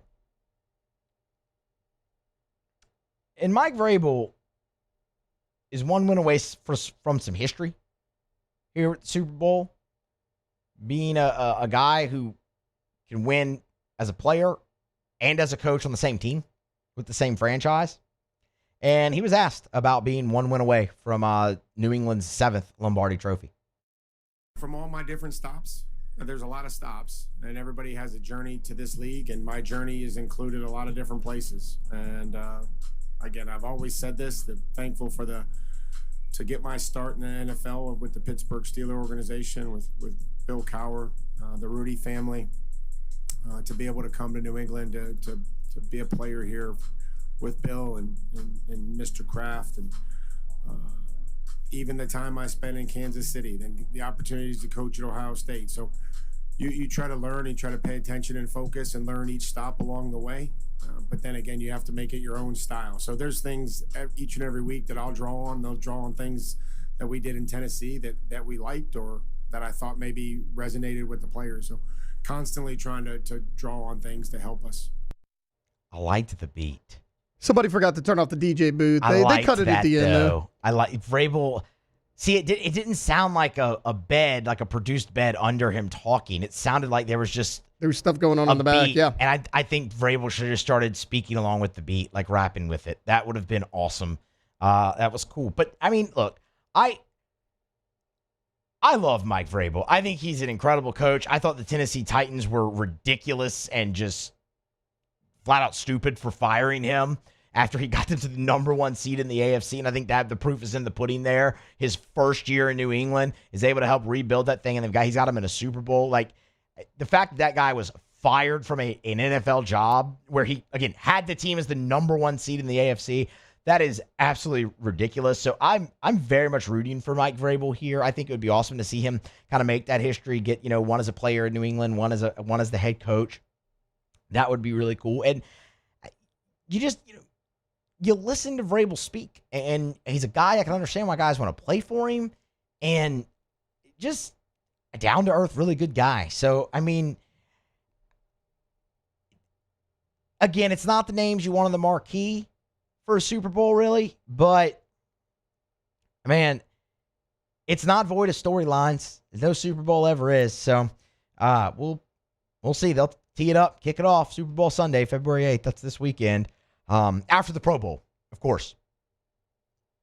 The all-important Pro Bowl, where you have quarterbacks who missed 9 games and threw more interceptions than touchdowns playing. Pro Bowl, really important. Justin Herbert almost made it. I mean, Justin Fields, sorry. Yeah. Our guy almost made it. How many games he played this year? I don't know. He wasn't very good. No. I get it, man. It draws numbers. We talked about this a little bit yesterday during Tigers and the Pros when Joey B ended up getting the invite. It still draws numbers on TV. I get it. Like, the Pro Bowl's going to draw like 8 million viewers. Like, I understand. That's fine. It's just not an honor anymore. Like, it has just never meant less to earn a nod to the Pro Bowl. And that's a shame, because being an all-star in your sport, that should mean something. Like, that means something in literally every other sport except the NFL. But you have the all-pro teams for that, and that's your high honor is the AP all-pro teams. But I don't know. I wish the Pro Bowl could mean a little bit more than it does. Super Bowl 60 Sunday, Pat Seahawks, live coverage. Matt, Radio Row, the rest of this week, starting tomorrow. We're going to grab a break. Come back on the other side. We'll wrap it up. Outer Locks. We'll see what we're betting on tonight. Get Jimmy's take to close out a Tuesday edition of AFR, presented by Sunshine, your hometown John Deere dealer in Louisiana. AFR. Brought to you by Glow Resources. If you are a business owner, if you're an HR manager, a VP, an ops manager, if you're the person in charge of hiring at your job, at your place of business, and you're having trouble finding the right people, you need Glow Resources. And I want to remind you, Glow Resources, they're exceptional when it comes to skilled blue-collar workers and also white-collar divisions. Remember, Glow Resources has a full professional placement division. So we're talking about office administrators, executive-level assistants, assistant controllers, plant managers, scheduling assistants, basically any type of office job. Accounting, HR, marketing, managerial, supervisor roles. If you're having trouble finding those people and sometimes hard to fill roles, Glow Resources specialize. They recruit nationwide. For example, they had a Baton Rouge company that was looking for an engineer. They found the employee in Florida to work the job in California. It's Glow Resources. Check them out online today. GLO, glowresources.com. Trust isn't given, it's earned. Earned both on the court and off. And every step along the way, I trust Our Lady of the Lake to keep me in the game. FMOL Health, Our Lady of the Lake experts provide best-in-class care for our state's world-class athletes, because it takes a champion to care for champions. On the court, I trust my team. On my healthcare, I trust the lake. From championship athletes to everyday champions, trusted care starts here. South Louisiana, it's turnaround season, and River Parish Contractors is calling in the best of the best. We're hiring pipe fitters, ironworkers, boilermakers, combo and structural welders, rig welders, carpenters, crane operators, dirt operators, and more. If you're ready to work, ready to earn, and ready to build something that lasts, call Big Jake at 318-547-1000 or go to rpcontractors.com. River Parish Contractors. Let's get building. My father, J.B. Falgu, had a vision of growth for First American Bank and the communities we serve. The bank's foundation was built on his legacy of compassion, loyalty, and dedication.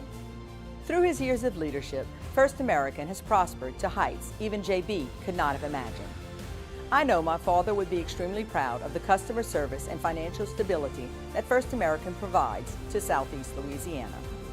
We continue to thrive because of the legacy of J.B. Falgu. Make Raising Cane's the first stop for your second line. Get extra saucy with a Cane's doubloon for just $1 that scores you extra cane sauce through April 3rd with any purchase. Let the good times roll this Mardi Gras with Raising Cane's. One love. I'm Lawyer Locke Meredith. We are honored and humbled to receive from our clients in Google. Based on 5-star client reviews, the designation of our law firm is highly recommended. Whether you hire us at all, please give us a call, 272-5555. You have nothing to lose. Hi, I'm Mitchell Meredith. Injuries happen when you least expect them to, making your life more complicated. At Locke Meredith, Sean Fagan & Associates, we know this, and we strive to help each of our clients during these times. Whether you hire us at all, give us a call at 272-5555.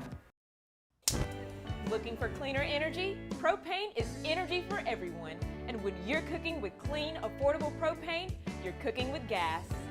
In the wintertime, nothing heats a home like Louisiana propane. And when you need hot water, propane's got you covered.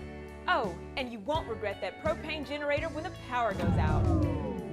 I'm Miss Louisiana, Gabrielle McLeod, and to find more information and to find a propane dealer near you, visit louisianapropane.com. Investing in a new roof doesn't have to be overwhelming. At Pelican Roofing, we offer 0 interest for 21 months because everyone deserves a safe, secure home. Trust it? After further review, powered by Sunshine, your hometown John Deere dealer in Louisiana.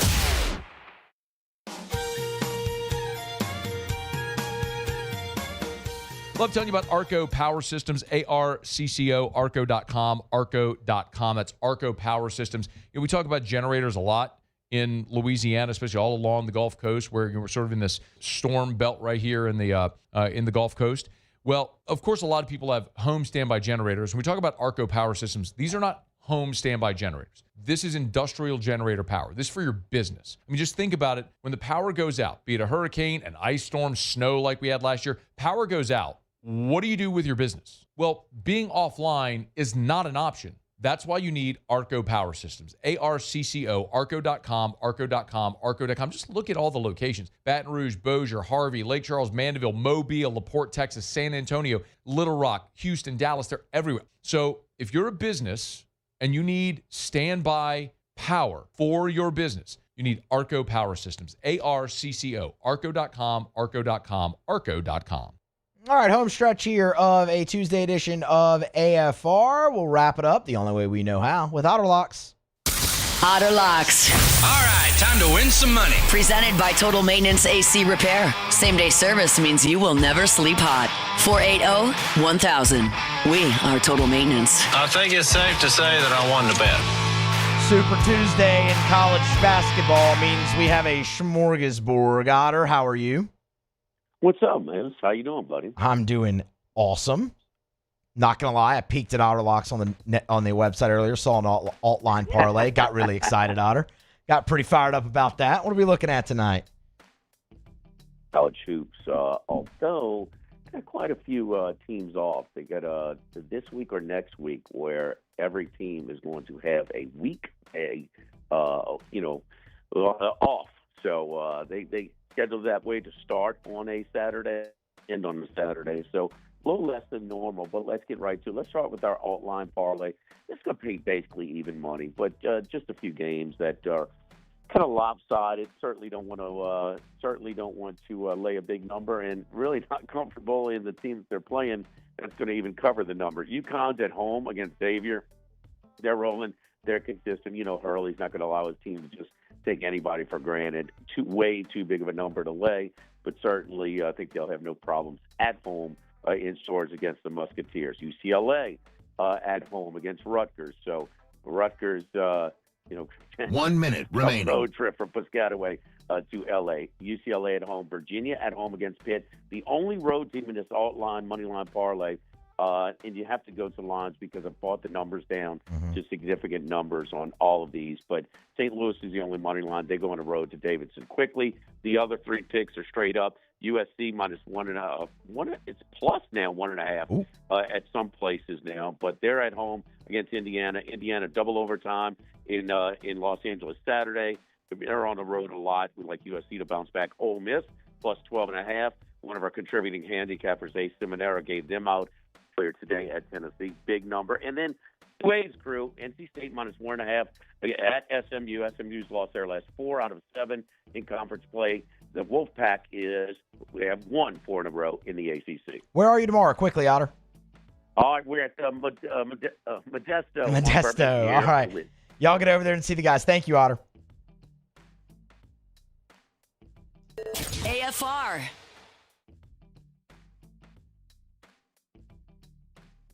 Brought to you by Shawbills Tire and Auto Service, ShawbillsTire.com. 18 locations in South Louisiana. Find the location nearest you at ShawbillsTire.com. Bumper-to-bumper auto service and name brand tires at wholesale prices. They will always find a way to get you the best possible price for the best possible tires on the road.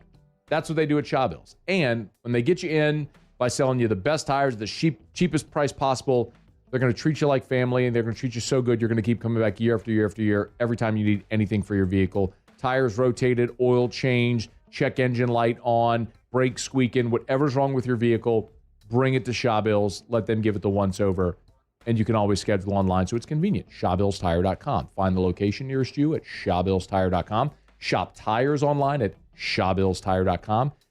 Be sure to ask about the Shawbills credit card as well, because you can save $50 off your first purchase when you use the Shawbills credit card only at Shawbills. At Bayou Automotive, we believe in a sales process that puts you first. We want you to experience an easy purchase with clear pricing and great service. Let Bayou Ford and Bayou Chrysler Dodge Jeep Ram be your trusted partners in finding your perfect vehicle. The crew at Bayou Automotive is going to do right by you. These ice cubes could have been a thankless bed for an all-you-can-eat salad bar. But instead, they cradle and cool the crisp, refreshing Dos Equis. Nicely done, ice cubes. I'm Lawyer Locke Meredith. We are honored and humbled to receive from our clients in Google. Based on 5-star client reviews, the designation of our law firm is highly recommended. Whether you hire us at all, please give us a call, 272-5555. You have nothing to lose. Hi, I'm Mitchell Meredith. Injuries happen when you least expect them to, making your life more complicated. At Locke Meredith, Sean Fagan & Associates, we know this, and we strive to help each of our clients during these times. Whether you hire us at all, give us a call at 272-5555. Most roofers just replace your shingles. At Pelican, we diagnose your roof, digging deep down to find the root cause of your roof symptoms. Now cough for me? Good. We don't ignore your roof's issues, we address them. Let's just take care of this right here. Helping your roof to become the best version of itself. Interesting that you would say that. How does that make you feel? So call Pelican Roofing for your free roof checkup today.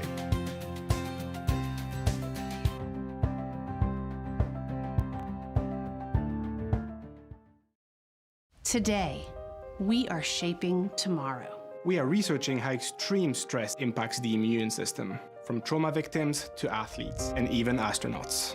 Our work is leading the way in sepsis treatment, saving countless lives. We're unlocking the mind with music in exciting new ways. Our Lady of the Lake Health and LSU are improving the health of our state. That's the impact of champions. Imagine the impact we'll have on the future. Together, we roar.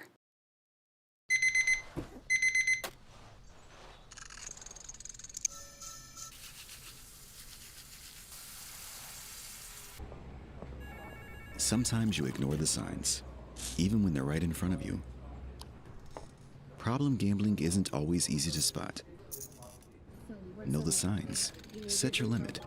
Learn more about healthy gambling habits by visiting us online or text or call for free confidential help now.